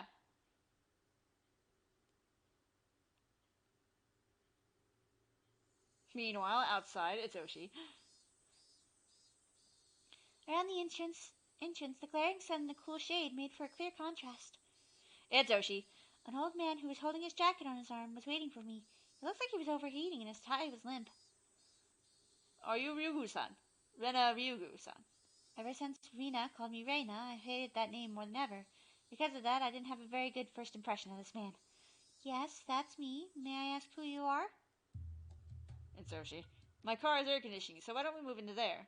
Aren't you hot out here? He ignored my question and started walking towards his car parked in front of the school gate. If he wanted to talk about something normal, he would have used the teacher's office. But he wanted to talk at his car instead. I couldn't help but feel suspicious. Chie-sensei let him see me, though. That meant he wasn't a suspicious individual as far as she was concerned. Who was he? I don't bite, you know? Please, this way. He called out to me while opening the rear door. Is he a policeman? Did the police find out I killed those two? I felt anxious all of a sudden. Was this what they called a voluntary interview? I didn't want to go in that car, but if I rejected it, it'd make me look suspicious. I prepared myself and got in. It was really cool inside the car. A car AC must cost a fortune. At least my father's car didn't have one. Please, let me know if it's too cold. This feels familiar. I like keeping it that way. So what's this talk about? In retaliation, I ignored his question and got to the point like he did. He pulled out a small notebook out of his breast pocket and flipped through it. He pointed out a photo for me. The photo showed the face of a goofy-looking guy. Please, tell me if there's anything you know about this person. The man in the picture was expressionless and looked half asleep. Sometimes you couldn't even recognize your own family members in the photo, where they don't have any expression.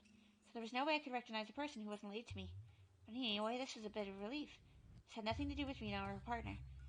There were scribbles on his shirt, and we found that the signatures of the students at the school, including yours, Ryugu-san. Eh? Is this Tomotake-san? I didn't feel his usual carefree unreliableness in this picture at all, from his half-awake, emotionless face. How about this woman, then? I knew what he was going to show. Her name is Mio-san. Mio Takano-san. When did you see them last? I think it was right after Watanagashi Festival. Did you notice anything strange? Anything? Please, tell me. Did something happen to them?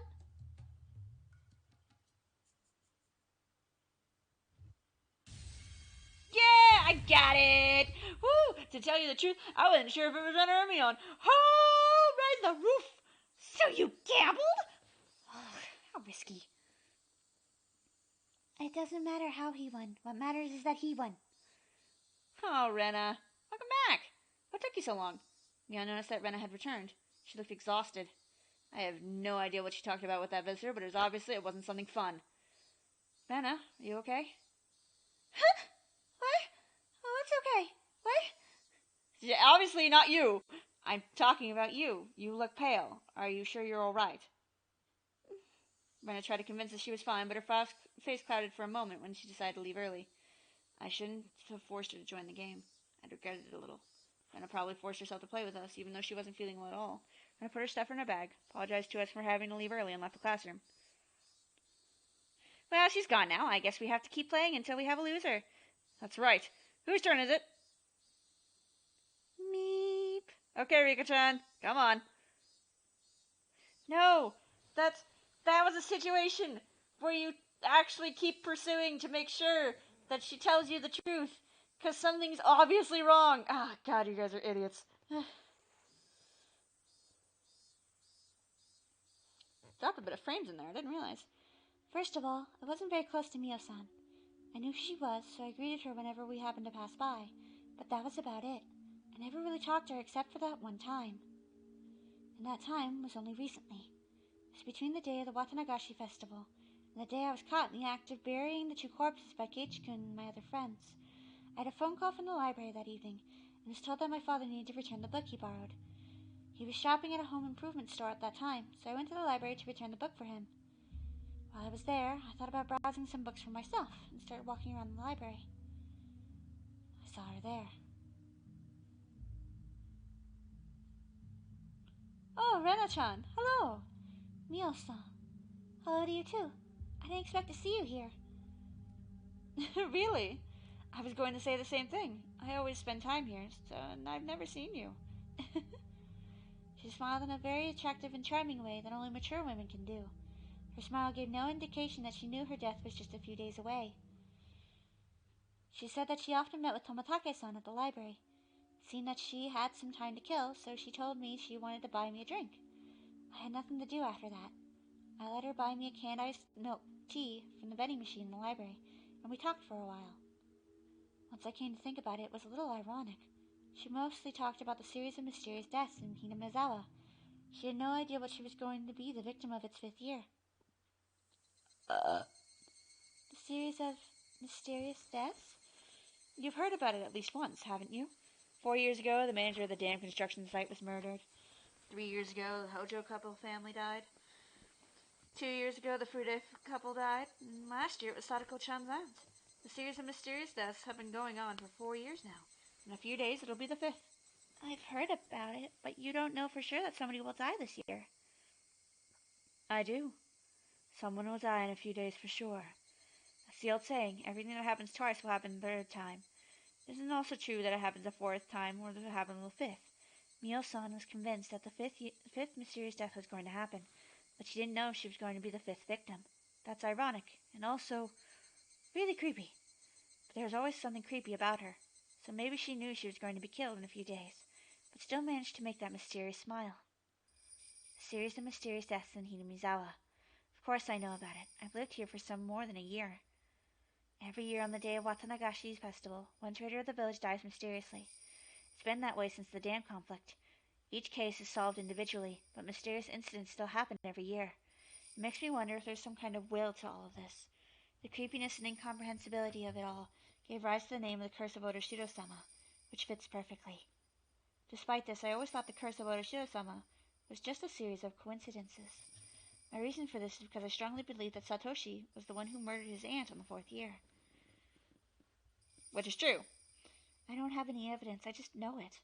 I know that Satoshi-kun was in a serious predicament last year, and he had nowhere to turn. He had no one to help him, but he had to save Sadako-chan as soon as he could. Satoshi-kun thought it through and made the best choice he could to handle the situation, just as I did when I had my problem with Mina. I hesitated to inform Mio-san that Satoshi-kun was the murderer of the 4th year, so I just listened to her for a while. According to her theory, the series of mysterious deaths isn't just a set of coincidences, but is instead a series of interrelated murder cases. In this case, my theory was the complete opposite of hers, but I decided not to cut in. You know about the cult of Otoshiro-sama here in Hinamizawa, don't you? Takano-san started telling me that Hinamizawa was once called Onigafuchi. She also explained that the story of how the villagers were in the old days showing me the scrapbook she is so proud of. The villagers back then were called man-eating demons, but they also were admired as transients, enlightened people not bound by earthly desires. So according to your theory, a group of cultists who worship Otoshiro-sama are living in Hinamizawa, and they're trying to show the power of their god by enacting the series of mysterious deaths, right? I'm not sure if we would call them cultists or fundamentalists. The line between them is very vague. In the Meiji era, when the name of the village was changed to Hinamizawa, the customs and the traditions of Onigafuchi were brought to an end. I think there are some people who want to revive those traditions and regain the name and awe of Onigafuchi. Mio-san's theory is more than a little crazy, but it was also fascinating. At first her theory had sounded like she was just jumping to conclusions, but after she eagerly showed me the documents she had been studying, I started to think that wasn't actually too far from the truth. If her theory was true, then that meant that the accidental deaths of the Hojo couple in the second year, the suicide and deaths of the disease of the food addict couple in the third year, and the drug addict murderer in the fourth year were all cooked up. It meant that someone who had a lot of power and influence of the village was involved. When I pointed that out, Mio-san nodded in agreement, and she started talking about how strongly they were rooted in the village, how deeply they were involved in many public organizations. After she finished explaining all that, I finally noticed that Mio-san was suggesting that the three families, including the Sonozaki family, were the masterminds behind the murder incidents. In fact, the Sonozaki family really is very powerful. They hold influence not only over Hinamizawa and Okiyamiya, but also over the whole Shishibone area. It might not be wrong to say that they even hold influence over the entire prefecture. The Sonozaki family was behind all of this.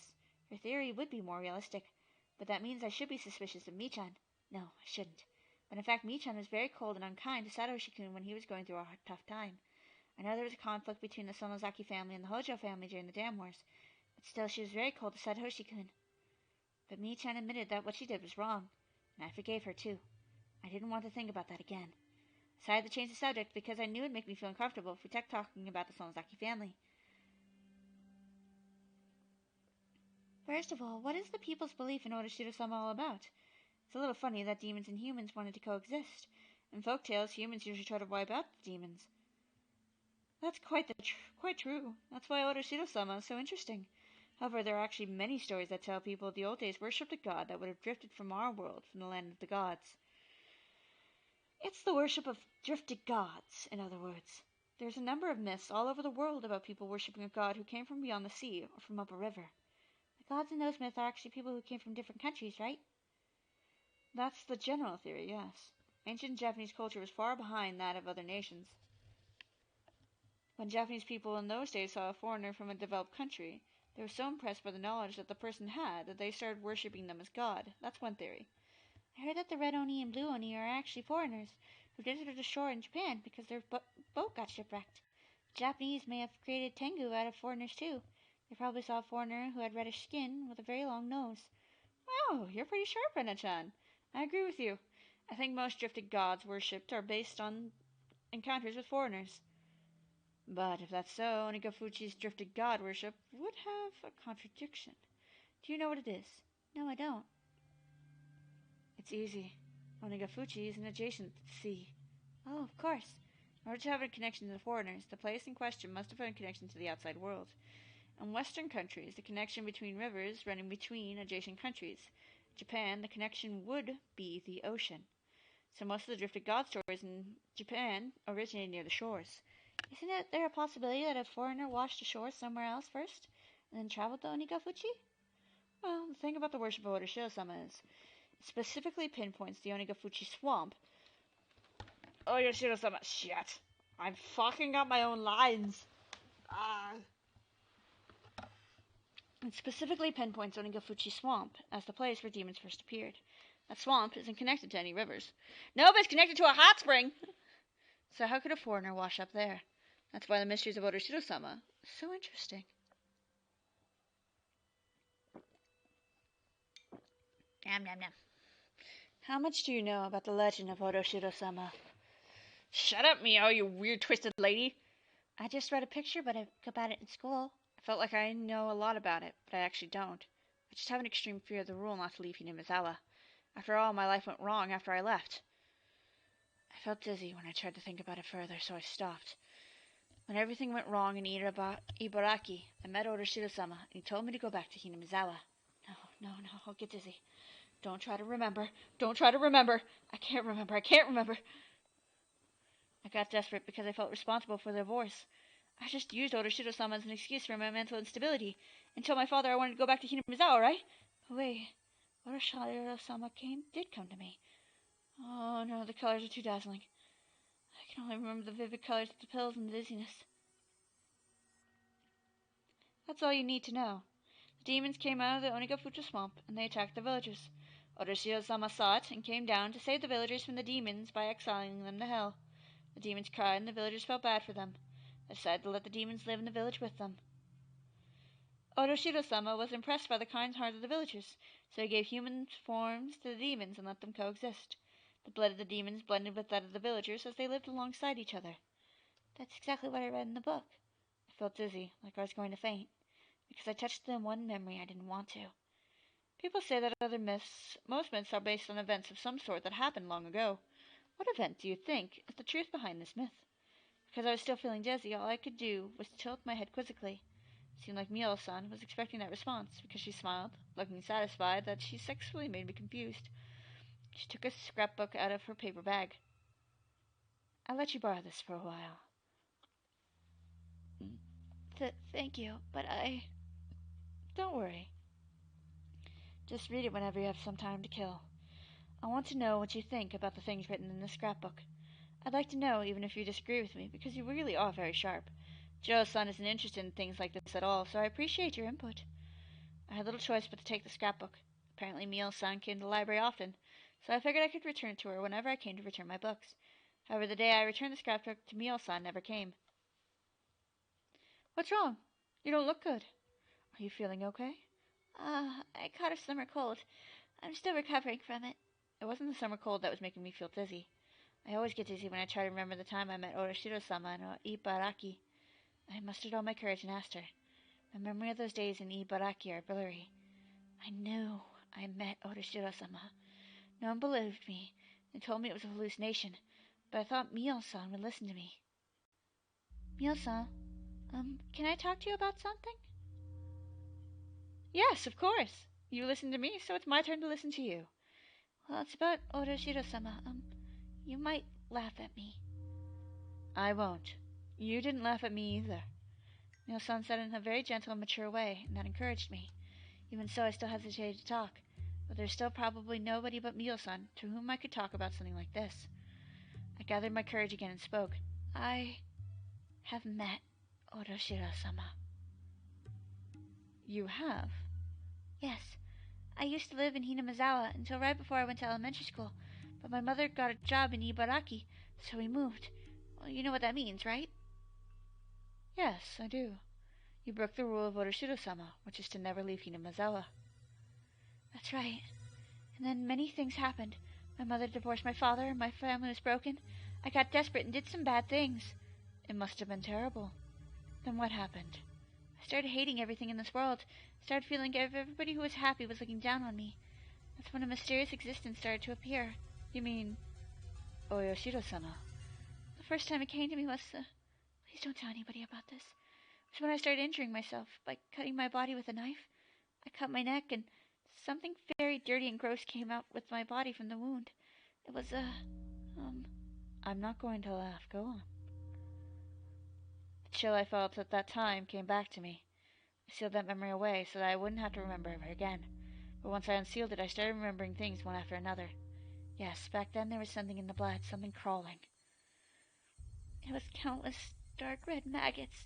They were squirming up and out from my neck with each drop of blood. But they wanted to stay in my body, so they crawled back in through the cut. I didn't want those creepy things to get back inside my body, so I clawed at my neck to get them out.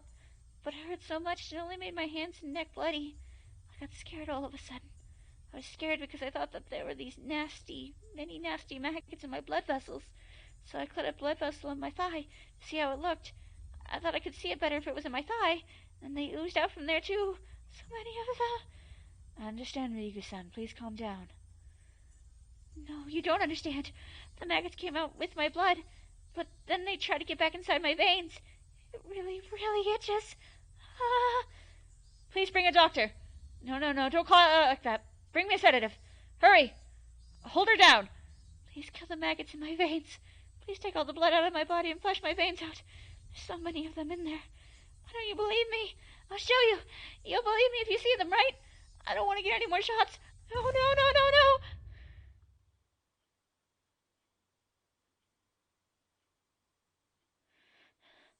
Calm down, okay? Mio-san sat next to me and held my hands tightly. Sure, Tylenol will fix it. She sat next to me and held my hands tightly. Her touch brought me back to reality. So, what happened? Nobody believed me, but then he showed up. Orishiro-sama came to me. The memory is very vague, but I saw flickering lights, made it difficult for me to remember. I met Orishiro-sama. That sentence is all I remembered. The memory of actually meeting Orishiro-sama was unbelievably vague. After I got out of the hospital and continued being treated at home, I still felt something moving in my veins, so I wanted to cut my body to make the blood ooze out so that I could make sure that there were no more maggots in there. Usually I was sleeping like the dead because of the strong pills I was taking, but one day I forgot to take the pill. My consciousness was very clear. I felt the maggots moving in my veins. I felt the urge to look inside. I cut a vein on my wrist. I knew it. A lot of blood and many dusky red maggots came up from the wound. I wanted to wash them off before they crawled back inside me, so I put my wrist into the running water in the sink, tried to open the vein.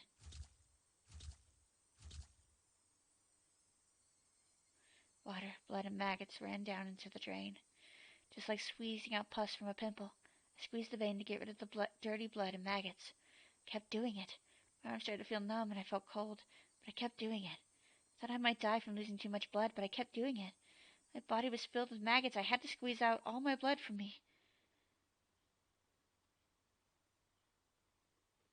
And then a very bright light shone upon me. It's a very bizarre sensation. I never experienced anything like it in my life. All of a sudden, the dark bathroom was filled with a bright light. It was very bright but gentle. It wasn't like the light from the merciless fluorescent bulb. It was very warm and gentle. It was Orishiro-sama. Orishiro-sama was looking at me with gentleness and sadness in his eyes. As he touched my wound, the maggots started melting and disappearing in front of my eyes. That wasn't all. All the maggots that were moving throughout my veins disappeared too. Orishiro-sama taught me. These maggots were the curse. People with the demon's blood can't live outside of Hinamizawa. It's the rule. Fortunately, you've been cursed. It's very sad, and I feel sorry for you. There's only one way to save you. That's what he said. What should I do? The answer was very simple. All I need to do is go back to Hinamizawa. I unconsciously knew that before I heard it from Orishiro-sama. People who were born in Hinamizawa must never leave. But I broke Orishiro-sama's curse, and I left Hinamizawa. That's why my family was broken, and I lost my mind. If I hadn't left Hinamizawa, nothing would have gone wrong. So I had to go back. Orishiro-sama told me this. He can make the maggots, the embodiment of the curse, disappear. But only temporarily, because I lived far from Hinamizawa. After a while, the power of Orishiro-sama's curse would fade away, and the curse would start eating my body again. If that happened, the maggots would take over my body, and I would go insane and die. I must go back to Hinamizawa, before his power to hold down the curse faded away. That's what Orishiro-sama told me. He did. I heard him tell me that. I should have gone back to Hinamizawa earlier. That's why Orishiro-sama came to me to put his curse on me. But he gave me a chance. He gave me a chance to pay for my sin for leaving Hinamizawa. Dad, listen. Orishiro-sama's going to help us. Let's go back to Hinamizawa. Hinamizawa is the place where we must live. If we don't, not only me, but you might be cursed too. Let's go back to Hinamizawa. It's the only place where we can live. We need to hurry. We need to hurry, or Orishiro-sama's power will fade away, and my body will be eaten up by the maggots. Oh no. Orishiro-sama's following me. He's telling me to hurry. He follows me everywhere and keeps telling me to hurry. He keeps apologizing to me for putting his curse on me. He follows me everywhere and keeps apologizing. I'm telling you the truth. I am. Why can't anybody see it? Why can't they see the maggots or Orishiro-sama? Everybody's trying to fool me. I know they can see them too. No, please stop. I don't want to get another shot. Stop.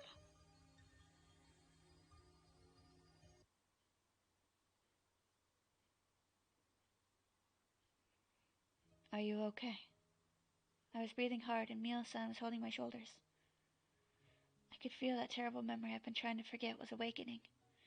The doctors told me the memory was just my delusion. They told me that since I blamed myself for the divorce, I unconsciously had a desire to blame someone else for it. I unconsciously connected the desire to the folk tale of Otoshiro-sama that I read when I was little. I got drug treatment, received counseling, and waited. I gradually got better, and that proved the things I said were just a hallucination.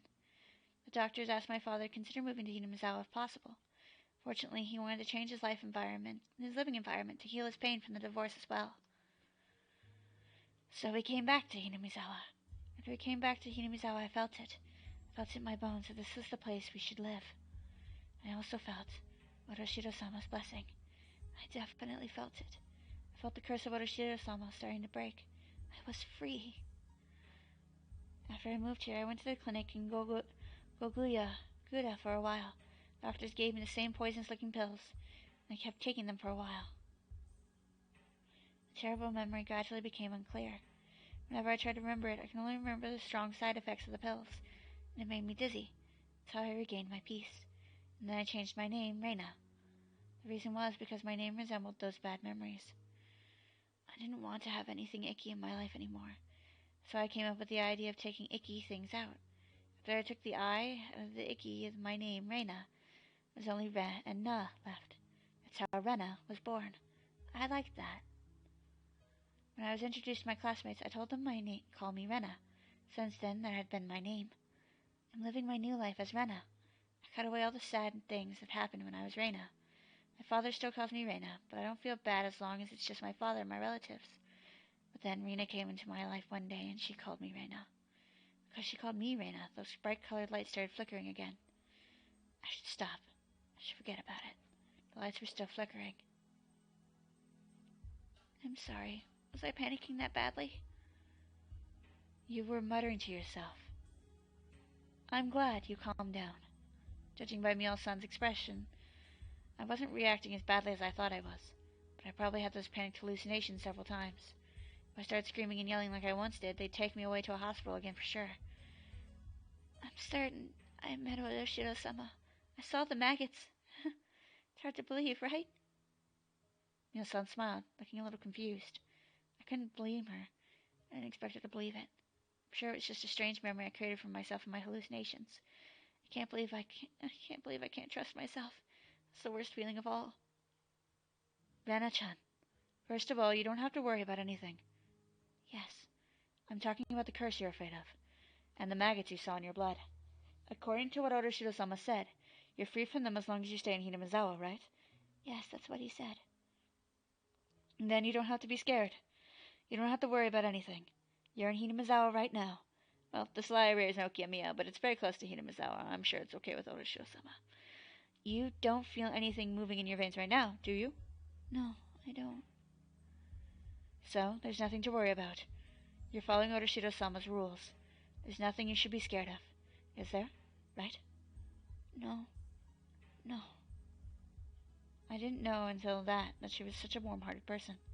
I met many doctors and talked to them about this, but they always ignored me and didn't really listen. All they did was give me a shot of the drug I hated. On the other hand, Mio-san didn't deny my story or the existence of Otoshiro-sama.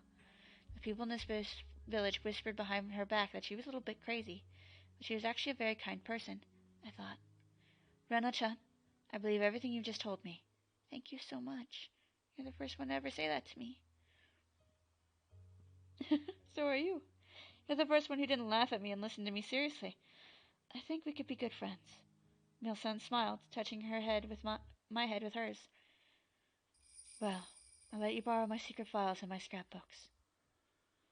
These are top secret. I didn't want to show these to anybody, but you're special. I think I can trust you. I know you'll take them seriously. She took a few scrapbooks out of her paper bag and handed them to me. Let me know what you think after you read them. There might be something in them that only you can understand. Mio-san was acting mysteriously. She smiled mischievously, put her index finger to her lips as a sign to keep it a secret. Don't tell anybody about these scrapbooks, or that I'm studying this, okay? Are keeping this a secret? Okay, I got it. If they find out that I've been studying this, they might get rid of me. She laughed after she said that. They might erase her. That's what she said. And she went missing. She left me her scrapbooks. But that's not all there is to it. It's the way Toмотake-san died. Oshi-san said he committed suicide using the state of excitation caused by some kind of drug, but I know what really happened. I didn't tell Oshi-san about it. I don't think he'd believe me if I told him. Without a doubt, Toмотake-san died trying to get rid of the maggots. It was nothing other than the curse of Otoshiro-sama. To never leave Hinamizawa isn't the only rule of Otoshiro-sama. There's more. He might have broken them without knowing it. Oshi-san told me. Toмотake-san was taking pictures with his camera flash on during the sacred ritual dance. Some people got mad at him for it. Did Otoshiro-sama put a curse on Toмотake-san because he violated the sacred ritual dance? It might be for another reason. Anyway, he died from the curse of Otoshiro-sama, without a doubt. Did that mean Otoshiro-sama put his curse on Mio-san too? Investigating gods is the same as getting close to the gods. It's disrespecting them. But Mio-san told me that they might get rid of her if they found out about her investigation. By they, she meant humans. Thus, according to her theory, the three families are in conspiracy to revive the faith of Otoshiro-sama. But I can tell by the way Toмотake-san died that it was the act of the curse. I'm certain about that, because I experienced the curse myself. At first glance, it seemed incompatible with the conspiracy theories about human beings. I remember that Oshi-san told me something about some kind of drug that could make a person commit suicide. So do the three families have a secret drug that could cause the curse of Otoshiro-sama? That's impossible. Plus, I didn't get any shots of suspicious drug like that. I had a normal life in Ibaraki. I wasn't involved with the Sonozaki family or the Kimiyoshi family. Oshi-san asked me a flavor. He asked me to tell him secretly if I saw or heard anything suspicious. It might be about Mi-chan, Rika-chan, or anybody in the village. Mion-san believed my story about Otoshiro-sama. Now she's gone. Toмотake-san died by doing the same thing I did. Oh, no. I don't want to get involved with the curse of Otoshiro-sama. Is this conspiracy of a group of fanatical cult members? Or is it the curse of Otoshiro-sama? Is everything just a set of coincidences? Or maybe it's a mixture of conspiracy and the curse. I don't know. Is it the work of humans, the curse, or a coincidence? Oh no, even the light of the sunset's making me feel dizzy. When did the sunset in Hinamizawa get so mean? Mio-san told me to keep her investigation a secret. I have her top secret scrapbooks. They might hold the truth about everything. When I realized that, I got scared all of a sudden. I might end up the same way as Mio-san, because I have her scrapbooks. If it's a conspiracy, I'll be erased. If it's the curse, I'll be cursed. I should burn the scrapbooks. That's the safest thing to do. But Mio-san believed my story. Mio-san listened to me without laughing. I feel wrong to burn them without taking a look. If it's a conspiracy, I have to expose it. If it's the curse, I have to break it. I shouldn't run away. I should fight. That's right. I decided to fight to seize my happiness. I shouldn't give in to misfortunes. I have to fight. I'm going to get rid of all the things that have been trying to ruin my perfect life. I'm going to read her scrapbooks when I get home. I start walking faster. No, you should tell your friends, 'cause they'll help you. They told you they'll help you.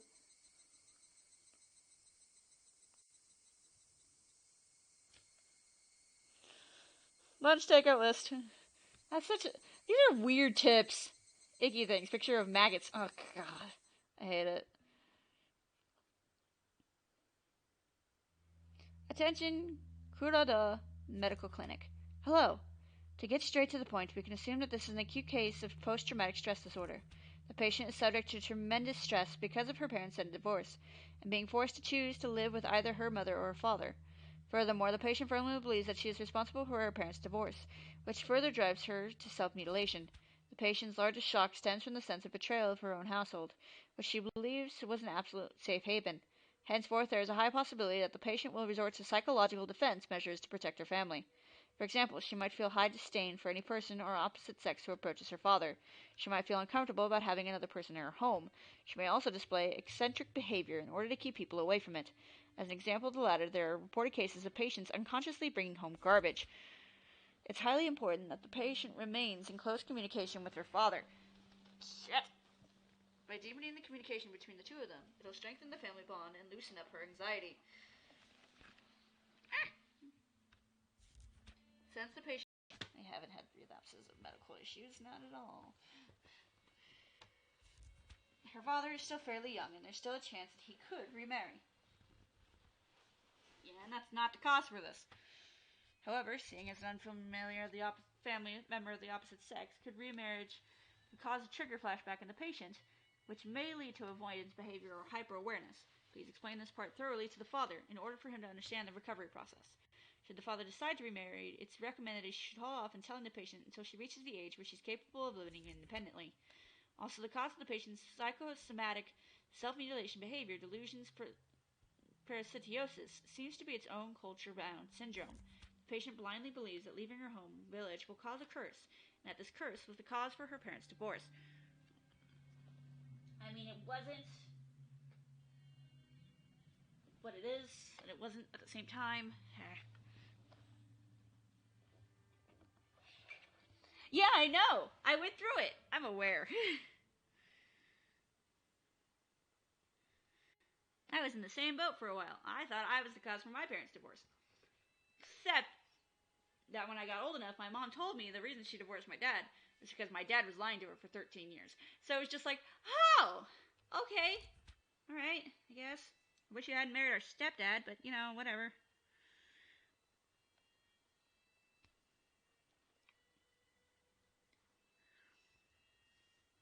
According to the patient's statement, the culture of her home village is extremely strict and exclusive. The patient believes that there is no way to be saved from the curse other than going back to the village, as the curse will continue as long as she continues in her current environment. Through this, we can see an incline of schizophrenia, and believe the chances are high that the patient will continue to alter their perceived reality. Schizophrenia, a case where a patient's personalities are reduced, causing altered perceptions of reality and delusions. Her delusion about the maggots dwelling in her blood is a perfect example. It's also the cause of her psychosomatic self-mutilating behavior. When a delusion involves psychosomatic self-mutilating behavior, it's extremely dangerous. I highly recommend that her father move back to the village if he is financially capable. Allow her to live with relatives in the village might also work. If such a strong belief can induce symptoms such as self-mutilation, there may also be other cases similar to this one. Perhaps prior medical files that document similar culture-bound syndromes may be available at a large medical institution in her local area. It's then be possible to provide better, more accurate mental care for the patient by obtaining these case files. This B5-sized letter was with a bunch of memos. The following was the backside of the letter. 1 chukadon, 3 Shanghai-style gokumono yakisoba, 1 fried egg. Oh, so her case wasn't even important enough to them to have it separated from lunch. Fucking rude. I'll do one more chapter because I couldn't do any yesterday because I was fucking, yeah. About homing ability and homesickness. If you interpret homing ability in a broad sense, you can say that most animals have a homing ability. It's the same with humans. Like to sleep, rest, and eat in a place we feel comfortable, namely our homes. Your home is to you what nests are to animals. Therefore, you can say that a human have homing ability as well. First of all, why do animals need nests? The answer is the same as for humans. Sleeping, resting, and eating are the essential acts of survival. At the same time, those acts leave one defenseless as well. That's why you need a safe area, where you can be defenseless. Everybody knows that not having this safe area results in high levels of stress. When you move an animal to a new environment, it naturally becomes stressed. When you force a person to live in a foreign land that they aren't comfortable, they become greatly stressed as well. Everybody also knows that those kinds of stress is called homesickness. The Japanese don't know much about homesickness. We define it as a mental weakness, and we neglected to treat it for a long period of time. However, homesickness has a very long history. In Europe in the Middle Ages, people believed that it wasn't a mental state, but rather a physical disease. People who believed that out of everyone, the Swiss got the disease the most. The Swiss, you see, were known to be an ethnic group that worked away from home in that era. They lived far away from their homes. There were no telephones at that time, so they couldn't even hear from their families' voices for ages and ages. It's easy to imagine that young Swiss workers got homesick when working in a strange land. These Swiss who got homesick wanted to go home, but they couldn't because of their jobs. The conflict made them weak physically and mentally. Some of them went crazy and tried to escape from their reality by committing suicide or running away. The Swiss at the time were very superstitious, and many folk remedies and occult-like treatments to prevent homesickness went around. Since going home was the only treatment, they must have called it a fatal disease. It isn't the only one, of course. Specifically, homesickness is a sign that that human homing instinct. Your brain desires to go back to your safe area, namely your home. First, your brain makes you remember the happy memories of your home. It urges you to go back in a natural way. But when reason stops you from achieving your desire, your brain starts sending unnatural signals to your body. As a result, your body gets weak. That makes it more difficult for you to live in a strange land. In the end, you have to bend reason in order to achieve your desire to go home. So homesickness is born from your homing instinct. The stronger one's homing instinct is, the stronger their homesickness. The strength of that homing instinct varies from individual to individual and depends on the environment in which those individuals live. When your home is safe and the environment you live in is dangerous, your homing instinct grows stronger. On the other hand, when the environment you live in is safer than your homing instinct becomes very weak. Safety isn't the only element that affects its strength. Cultural aspects affect it too. The many customs demanding the families to return home from major events varies from each region, so the birthcake culture also alters the strength of your homing instinct. Amongst those regions, the transients of the Onigafuchi village are believed to have an extensively strong homing instinct. The people of Onigafuchi forbade their fellows from ever leaving. Many believe this is the effect of elitism and the sense of purity I had already mentioned before. People today still strongly believe that Oda-Shiro-sama puts his curse on you if you break this rule and abandon the village. The superstition can be interpreted as homesickness. If homesickness is directly proportional to one's homing instinct, then the exaggerated expression curse would signify the strength of the homesickness and also their homing instinct. I can assume that they hated the outside world and created an insular society precisely because of their powerful homing ability. Unfortunately, there's no way to measure the strength of the homing ability that the primitive people of Onigafuchi had. It was so strongly forbidden to leave the village that nobody left long enough to get homesickness. However, after the Meiji era, things changed. The sacredness of Onigafuchi dwindled with the effects of modernization. Many young people started longing for city life, and some people were forced to leave the village to get a job. As a result, villagers started venturing outside the village borders. That was when the transients of Onigafuchi realized how strong their homing ability was for the first time. The residents of Hinamizawa got extremely homesick. After a while, people started calling this homesickness the curse of Oda-Shiro-sama.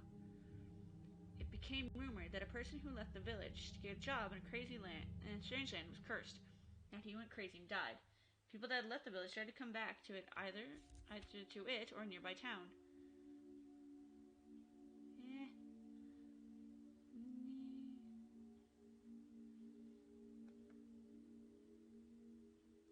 Their homesickness and their homing ability were very strong because of their culture.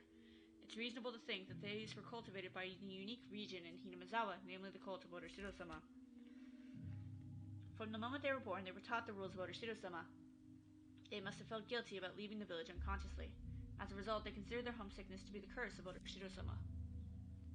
I'm not sure if their homesickness got stronger because of the rules of Oda-Shiro-sama, or if they made the rules of Oda-Shiro-sama because their homesickness got stronger. I don't know which came first. I got tired of reading such small print and lay down on the floor on my back. The true identity of the curse of Oda-Shiro-sama is homesickness?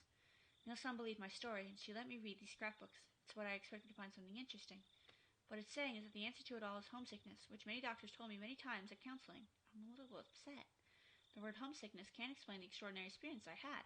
I saw Oda-Shiro-sama come down from me from a bright light in the bathroom. I saw the dusky red nasty maggots come out of my blood vessels. The scrapbook doesn't explain any of that. I don't understand how Mio-san was going to explain the cloud of maggots. The cloud of maggots is a terrifying thought. That's like something out of a nightmare. That's terrible. Gross. Maybe she didn't have an explanation for that to begin with.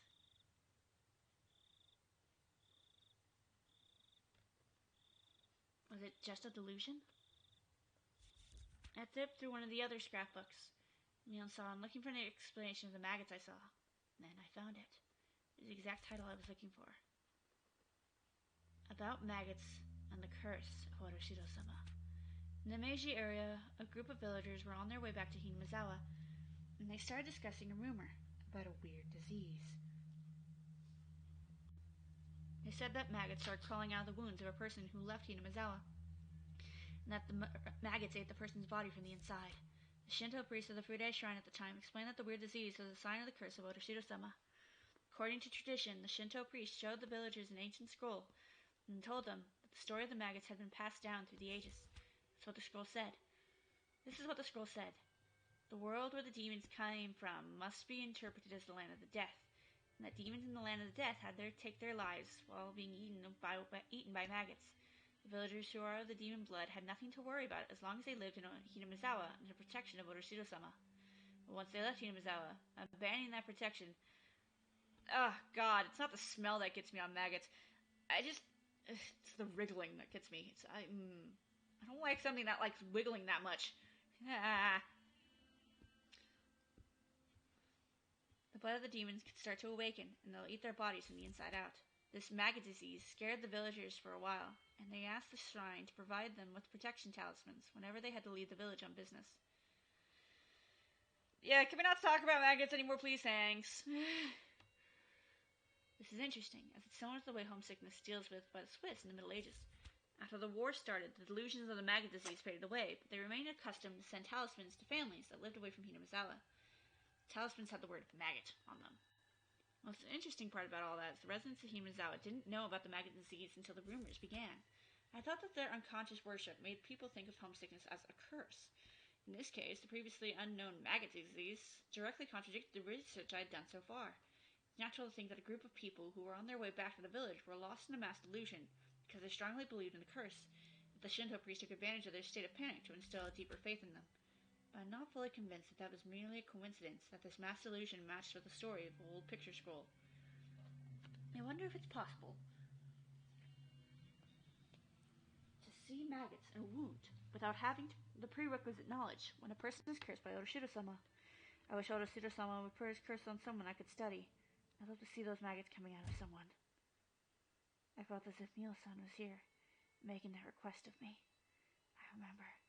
She gave me a scat breath. She said I might be the only one who could understand them. I felt good just for a moment, because I found out the maggots weren't a delusion. At the same time, it destroyed my excuse that it was a delusion. The maggots weren't a delusion. They were there.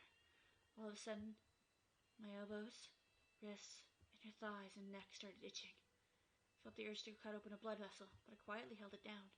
I remember that Mio-san looked very serious when I talked about the maggots. She must have thought it was creepy, but so did I. I was crying because nobody believed me. Part of me didn't believe that my body was filled with those creepy things. I think a part of me wanted to believe that they were just a delusion, but now I know it wasn't. It wasn't a delusion. There are some people who had the same experience. Maggots in the demon blood will awaken when you lose the protection of Otoshiro-sama. In other words, they may not awaken under the protection of Otoshiro-sama, but all the villagers still have maggots in them without knowing it. People with the demon's blood are people who have the creepy maggots in their blood. I try not to jump to conclusions and flip the pages again, and I unconsciously look for something related to maggots. Without parasites in control of the host, the maggot disease makes me think about something. Is it possible to say that the extreme strong homesickness of Hinamizawa was the infectious disease caused by some kind of parasite? I'm not trying to connect the maggots they saw with parasites. I'm trying to think about the possibility that their culture, their religion, might be associated with an infectious disease.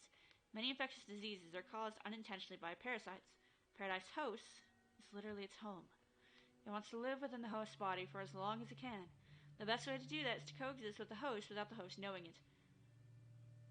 No, gross. It's illegal in the United States. Get out of here. But some parasites try to control their hosts and use them for prosperity. For example, some parasites have the ability to control their host in order to force them to be eaten by a superior host. A typical example is the Terracuna decumonian. It uses snails, or ants, as intermediate hosts, and it forces them to move to the upper level of vegetation, so it's easier for a superior host to consume it. Still illegal in the United States. Can't bring that anywhere near here. Actually, I'm pretty sure it's illegal in a lot of countries. Because if it's done incorrectly, you could die. Just like Mama used to make. Get out of here with your Kasumarzu. One parasite that controls more complicated is called the Toxoplasma gondii. It uses mice as intermediate hosts, with the superior host being cats. The parasite makes a mouse lose its fear of cats in order to increase its chance of getting eaten, so that the parasite can live within a cat instead. There are parasites that choose hosts as random. The rabies virus is commonly known for that. It lives and breeds in the brain of a host. It moves into the host's saliva through the salivary glands. It makes the host extremely aggressive in order to make it bite things randomly, so it in turn can move into another host through saliva. That's what rabies does. Many parasites have a similar ability to control hosts to their benefit. The example I used above about parasites that move into another host to prosper. But I think there must be some kind of parasite that controls its host in order to have a comfortable environment in which to live. I want to try and connect this theory to the abnormal homing ability and homesickness of the Onigafuchi residents. Let's say there's some kind of parasite that lives in Hinamizawa, and it lives within all the villagers' bodies. For the parasite, Hinamizawa is the most comfortable environment to live in, so it gives the host a strong homing ability in order to make them stay in Hinamizawa. Furthermore, it causes the host to get homesick. Whenever they ignore their homing ability and try to leave. Parasites need hosts in which to live. It's convenient for their host to build a community in the environment where it feels comfortable. This theory makes it easier for me to explain the mysteries I described earlier. The transients of Onigafuchi knew about the existence of this parasite. They knew that, as the host of the parasite, they couldn't live outside the village. That's why they created a culture and the rules that prohibited contact with the outside world. It also explains why people act so abnormally during the dam conflict. So the demons that came out of the swamp in the legend of Ushiro-sama came to be interpreted as the mass spread of the parasite. The story about the demons attacking the village must be a metaphor for the behavior of the infected villagers who were controlled by the parasite. This theory is too crazy. I should have just laughed about it. But I felt bad for Mio-san, so I decided not to. Hinamizawa controlled by a parasite? I could use that theory to explain how the maggots came out of me. I felt a little bit dizzy. I was so confused, and a part of me thought it was ridiculous. Another part of me thought it was more convincing than any curse. But Mio-san was probably erased because she wrote these scrapbooks. So, the contents of these scrapbooks must be something that they can't ignore. They try to get all of her scrapbooks and consign them to oblivion. What if they notice some of her scrapbooks are missing? I felt a chill run through my spine. I have to keep it a secret that I have these scrapbooks. I'll have to try and understand more of their contents. I remember Mio-san told me that the three families are behind the series of mysterious deaths, and that they're trying to resurrect the cult of Otoshiro-sama. According to the theory I just read, the parasites must be able to maintain the current environment of Hinamizawa. The healthiest environment is for a completely closed village, much just like the primitive Onigafuchi. It must be very comfortable for the parasite if no host goes outside the village.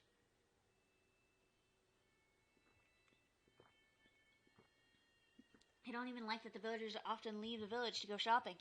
That means the parasite would try to goad the host into resurrecting the cult of Otoshiro-sama. Huh? I remember there was an article in the scrapbook saying that the demon's blood runs the thickest in the three families. That would mean that they have a larger amount of parasites in them than the other villagers, and that they're under its control. The three families seem to be planning to bring back the village, back to the Onigafuchi era.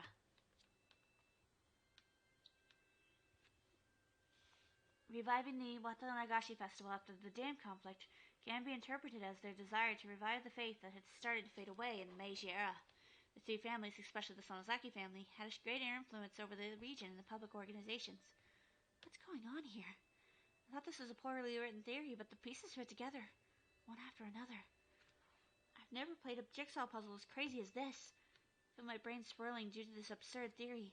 Part of me thought it was ridiculous. Another part of me thought I might be able to expose an unbelievable truth. When I tried to look into the center of it, I felt like I was going to fall into a whirlpool and drown. I'll have to devote myself to reading more seriously. There must be some truth in this. It's caused misfortune and made my life miserable after I moved to Ibaraki. I might be able to find the truth, including the cause of my parents' divorce and my desperate behavior. Right then I heard a knock on the door, all of a sudden scaring me. I had the scrapbook under a cushion.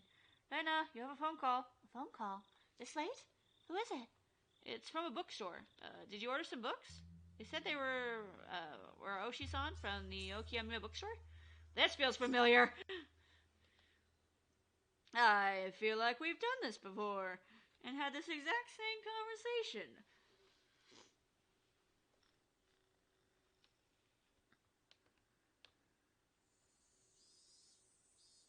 I opened the windows, but all that was let in was heat and the cries of the cicadas.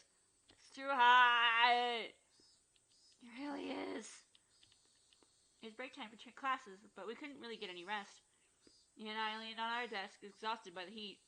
The younger kids threw it tough, considering how the heat wasn't bothering them at all. Damn it, Oshi, stop getting involved! You goddamn harbinger of death! They were running around the classroom despite the temperature. Do schools and cities have air conditioning in their classrooms? No, they don't. Only the teacher's office gets to have air conditioning. Wow.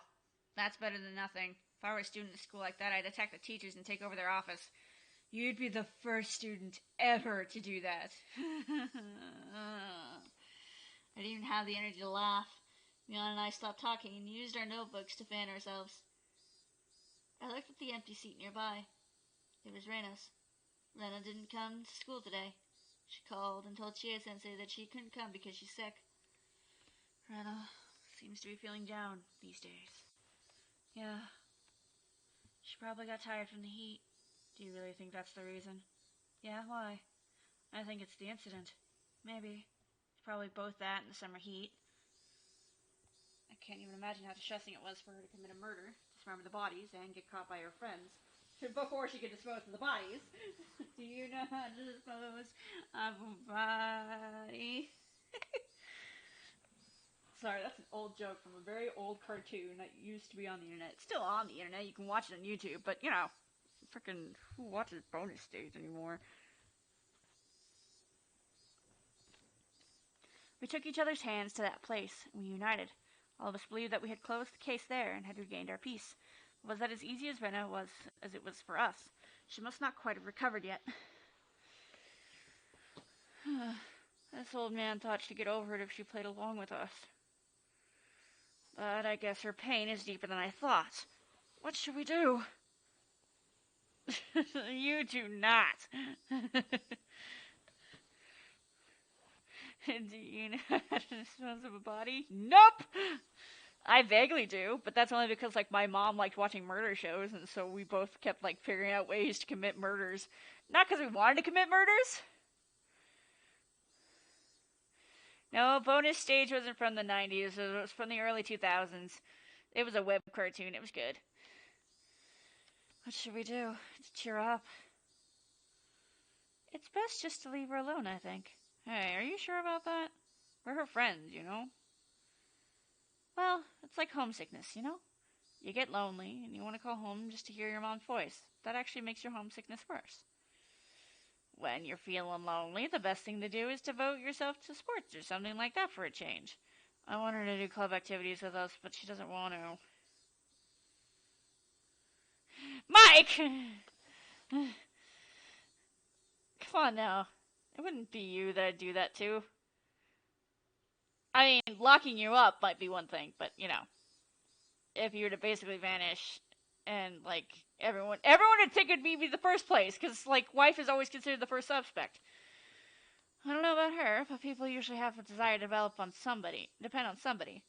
You want to depend on somebody who supports you and sympathizes with you. Haven't you ever experienced that feeling? When you can't stop depending on somebody when they try to cheer you up? Oh, I don't know. And we would all have a good laugh. Yay, tied up in the closet! Completely depending on somebody means trying to earn even deeper sympathy from them. At that point, even though you're trying to comfort them, they just slip further and further into depression. By finding initial success through relying on somebody and receiving comfort, they grow addicted to indulging in misfortune. No! Shut up! I think Rena knows that too. That's why she wants to be alone right now. If she wanted to depend on us or get comfort from us, all she'd have to do is stay with us and cry all the time. So how do we cheer her up?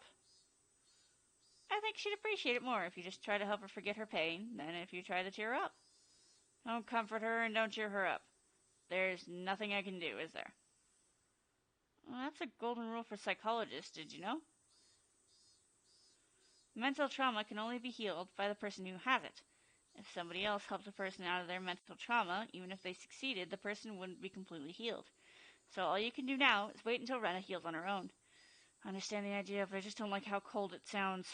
Clasped my hands behind the back of my head, looking at the ceiling. Mion laughed. Rena will be fine, as long as she has someone like you to worry about her. I'm sure she can pull herself together. So all I need to do is be close to her? I don't know about that. There's something you can do, Keiichi. Rika-chan spoke up. I wonder how long she'd been listening to our conversation. What is it? You can listen to her when she wants to talk to somebody. Is that all? I just listen? I don't need to make her feel better? Kei-chan, people feel better just by talking to somebody. Sometimes all you need is someone who does nothing and listens quietly. Just like me said, I think it's important for us as her friends to be there for her whenever she wants to talk to somebody. Mion and Rika-chan were absolutely right. I was going to pat Ren on her shoulder and tell her to cheer up when I saw her next, but now I know that would have been one-sided on my part. Rena doesn't want to feel down herself. She wants to cheer up, if at all possible. If I cheered her up irresponsibly, she'd be very disappointed because she'd think that I didn't understand her pain. you're right. I guess I wasn't even trying to understand how she felt. I wanted to cheer her up, but now I think that's just what I want to do, not what she wants me to do. Thanks, you two. I think I fully understand. On that day, I thought I cheered her up, but I started to doubt if I had reached her heart. I might have just been dragging her someplace where I wanted her to go. I wasn't on her side in the real sense of the term. All of a sudden, Rika-chan patted my head. Don't worry. We all know that you're on her side. What? Did I say something out loud again? It did reach your heart. Rika-chan, you really did give her great strength on that day. Yee. Well, now that I think about it, what you said on that day was more than a little theatrical. When you heard footsteps in the hallway and everyone started to head back to their desks. It's Jia-sensei! Take your seats, everyone. President, if you would. All rise! Ding, ding, ding, ding, ding. It's the end of school day. We didn't have a club meeting that day because Rena wasn't around. That worked out for me because I had an errand to run. It wasn't a big errand. My mom wanted me to use her point card to get some detergent. I didn't see the point of going all the way to the store just to get detergent, but my mom told me to go because she's busy helping my dad with his work. I started walking towards the shopping center. I noticed somebody was watching me, hiding behind a distant tree. I wonder who would do such a mischievous thing. I started at them trying to figure out who it was, at which point they emerged. Oh, Rena! Are you feeling better now? I was about to say that, but I swallowed the words. Somehow Rena looked very serious. What's going on? Shh! Rena put her index finger to her lips, told me to be quiet, and looked around carefully, beckoning me to come over. I had no idea what was going on, but I followed her instructions, shut my mouth, and ran to her. Rena gestured for me to squat down and hide in the shadows of the bush. I didn't know why I had to do that, but I could ask her the question later. I just followed her orders for now. Rena looked like she was making sure no one was following her. If it was Mion, she had to do something that was just to fool me, as a joke, but I know Rena didn't do something like that for fun. I had no idea what kind of situation I got myself into, but I could feel how tense it was, and I made myself as small as I could. Good. It's okay now. I'm sorry. The tone of her voice made me relax a little. Whew. What's going on? I think someone has been following me. What? Who'd follow her? When I thought about it, I realized how stupid the question was. Is it the police? Rina Miyama and Teppei Hojo. 2 people disappeared. Even though they were awful human beings, the police had investigated. They found out that they had gone missing. Probably wouldn't be difficult to find out that Rina had often been to Rena's house. But it should be okay. As long as they don't find those bags, it should be okay. I don't know if it's the police or not, but I feel like someone's been watching me since the night of Watanagashi. What do you mean? Once I asked the question, Rena stared at me directly with a blank expression. Her eyes looked as though they were evaluating me. She stared at me as if she were assessing whether I was worthy talking to about something very important. Rena squeezed her own wrist tightly and then started talking in a whisper. I can tell you what's going on, but can you keep it a secret? Yeah, of course I can. If you want me to keep it a secret, I won't tell anybody. Okay, I trust you. She smiled and looked around one more time. They might be looking for Mio-san's scrapbooks. Mio-san? Oh, the nurse, Takano-san, right? Well, what about her scrapbooks? The police are keeping the investigation under wraps, so I'm sure you don't know. Mio Takano-san was murdered. What? What? When? She told me to be quiet again. I lowered my voice and let her continue. On the night of Watanagashi, we met Mio-san and Tomatake-san, didn't we? They were attacked right after that. Tomatake-san was cursed by Oroshiro-sama. It clawed out his throat and died. Mio-san was burned to death in the mountains of the Gifu prefecture. Is that true? I mean, nobody told me about that. I know. That's because the police haven't disclosed their investigation. These cases make the 5th year of the series of mysterious deaths, so the police have decided not to go public yet. I see. I understand why the police are keeping quiet about it, but where did you hear about this? Can you keep it a secret? I've been in contact with Oshi-san. He's a detective from the Okinomiya police station. He told me about the case. Why did he tell you? I don't know. He said he told me because he could trust me. I was dumbfounded to hear all this. But I knew she wasn't lying. If it was Mion, she'd be sticking her tongue out by now. But Rena wouldn't be making a joke out of something like this. I think the reason why Mio-san was murdered is because of her research. Do you know what she was doing at ethnological research by studying the history of this village? I heard something along those lines. Takano-san was interested in the occult and mysterious things. I remembered Mio-san once told me that she was studying the village's legends of man-eating demons out of curiosity. I think she discovered a very important secret about this village through her studies. All she needs to mind his own damn business! Or maybe she wasn't even close to the truth, but they thought she was. Wait a sec. What's the secret of this village you're talking about? I just read a few of her scrapbooks, but those were the ones where she was hiding with extra caution. So I think there are pretty important things written in them. I think I know about 80% of what Mio-san was trying to uncover. But if it's true, it's almost too crazy to believe. Right now I'm trying to figure out whether Mio-san's theory is right or not. So what is it? What's the secret of this village? What could be so important that you might get killed by just knowing about it? I gasped the moment those words left my mouth. If Rena told me, I might get killed too. I don't want to tell you yet, but I promise I will once I verify things. Because it's really crazy. Too crazy to be true. What do you mean, you had to verify things?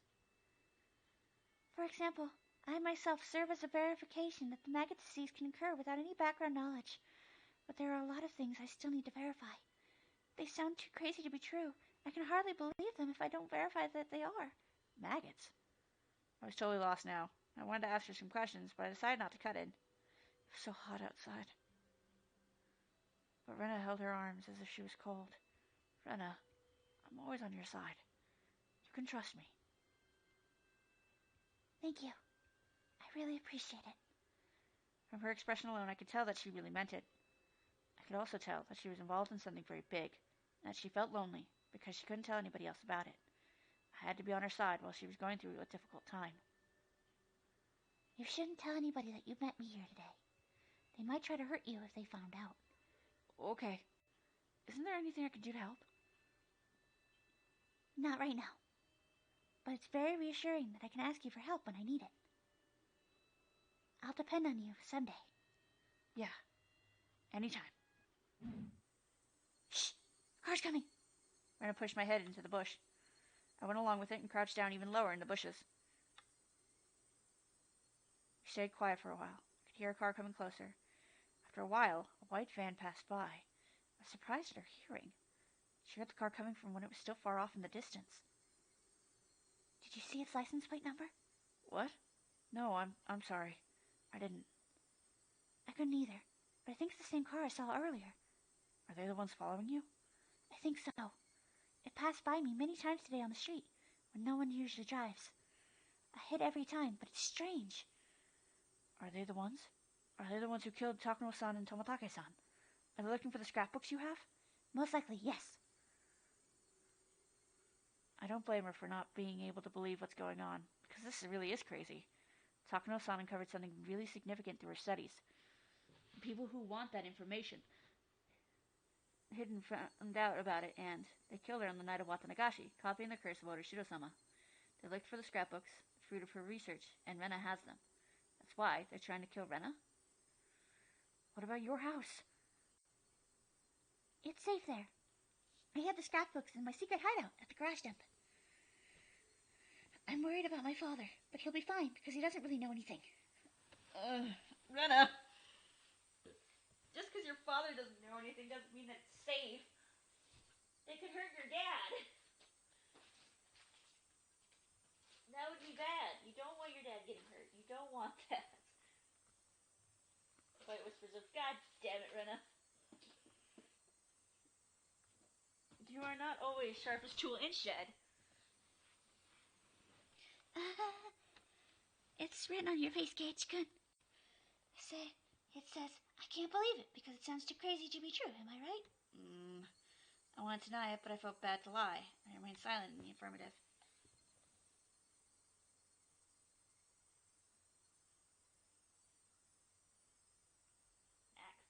Got something stuck to my toe.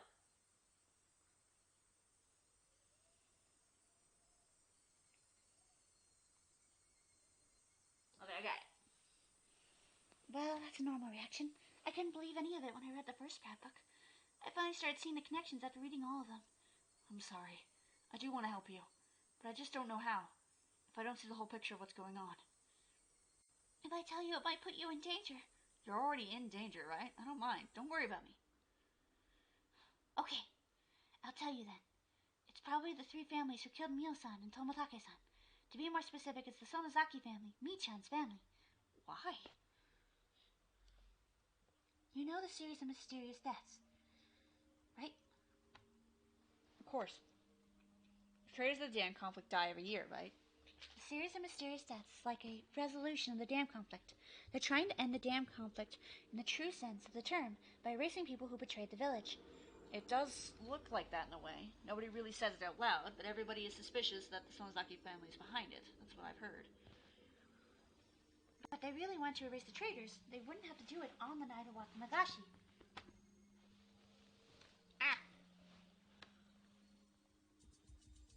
Why don't they kill them all at once instead of killing them one by one, using the curse and deeming them away every year?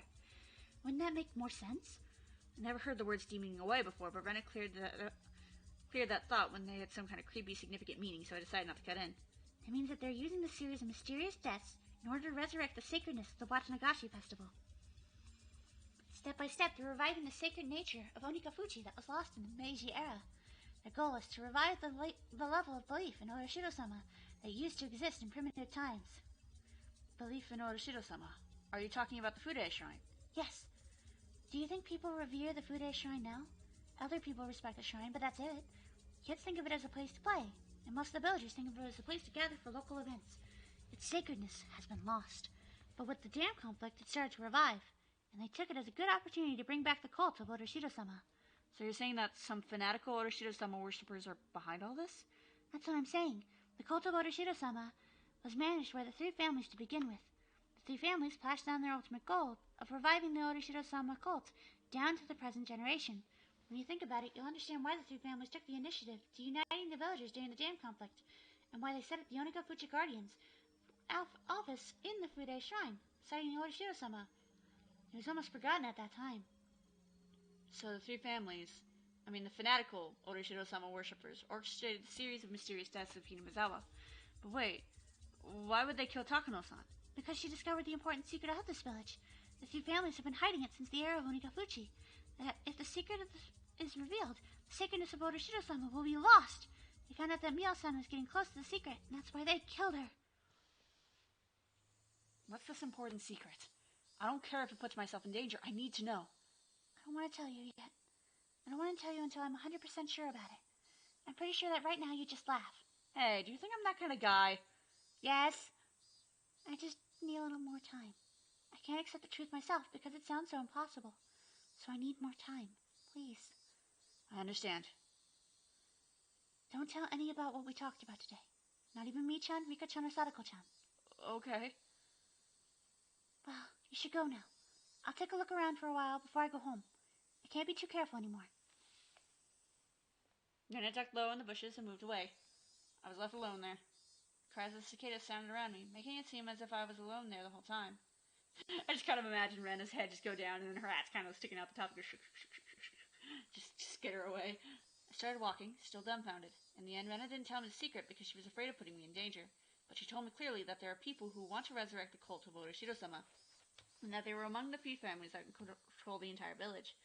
They orchestrated the series of mysterious deaths for that purpose, and they killed Takano-san because she got too close to the secret they wanted to hide. Then I met Takano-san and happened to obtain the scrapbooks in which Takano-san wrote about her research. Rena still can't believe that the secret written in the scrapbooks because it's just too crazy. Hey, come on now, Rena. You're kidding me, right? It's like one of those comic book stories. A mysterious cult group is plotting a conspiracy? It's not funny even if it's a joke. But Rena's right about one thing. Even if it's true, it's really hard to believe. I understand why Rena wanted to wait to tell me the secret. Maybe she's just fooled by Takano-san. But Takano-san was murdered for real. So is it also true that someone is following Rena, looking for the scrapbooks? I remember Rena said that the white band was following her. You can see white bands anywhere. I bet there are a lot in this village alone. There's not! She might just be oversensitive to everything right now. Rena hasn't recovered from the shock since that day. That's probably why she got the idea in her head that the police or someone is coming after her. I didn't cut in while she was talking. I think I did the right thing. If I had said it was ridiculous or something to her face, she wouldn't have trusted me ever again. At that point, however, I gasped. A white van was parked on the side of the street. I wasn't sure if it was the same car that passed by earlier, since I didn't see the license plate number, but the number of the people in the car and the ambience of it was similar to the one earlier. There's one thing that looked suspicious about it. There was no reason to park here. It was on a small road in the middle of the woods. There's nothing around here. No traffic lights, no vending machines, and no public phones. I probably wouldn't have noticed it under ordinary circumstances, but I felt something was wrong. Once I noticed how odd it was definitely suspicious. There were 4 men in work uniforms in a white van. The driver was smoking cigarettes, but the other men were just sitting there doing nothing. If they wanted to take a break and have a smoke, they would have chosen a better place than here. It's possible they stopped because they had to go to the bathroom really bad, but it didn't seem that way either. They didn't look as comfortable or relaxed like they were taking a break. They looked like they were waiting for something to happen. There was a deep tension in that car. Could they possibly be waiting for Rena? No way. I didn't see anybody walking around here. The road is a back road. Nobody really uses this road, let alone by car. But it's impossible. I felt bad for Rena to even think about it, but this must be something she got into her head. She felt victimized or something. She must be imagining things because she's still nervous about her friends caught her in the act of killing Rena and Tepe. Hey, young man! I heard someone say that as I was passing by them. He couldn't be me. He didn't even know who I was, so I assumed he was talking to one of the other people in the car. I pretended I didn't hear him and kept walking by, and he said it again, and honked the horn as well. Hey, young man, excuse me. Are you on your way home from school? He had a strong accent, similar to that of an older villager's. He must live here, but I didn't know him. I could tell he didn't know me either, because he didn't call me by name. Yes, I am. You've been walking on this road all the way from school, right? You turned the corner where the stationery store is, right?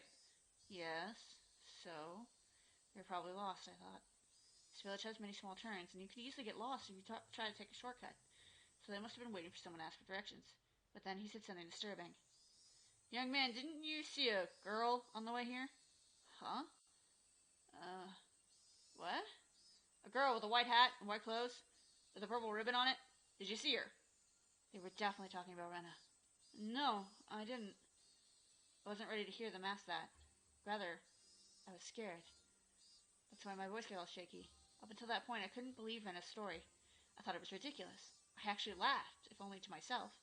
That's why I wasn't ready at all. My heart was beating fast, and I was sweating all over.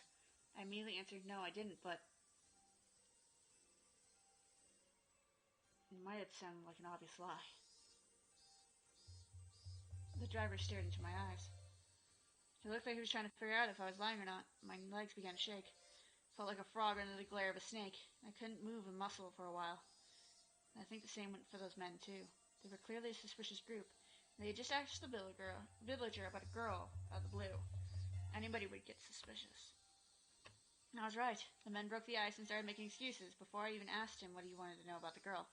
I was asking for no particular reason. We just passed by a girl earlier, but you're a boy, so we were just wondering.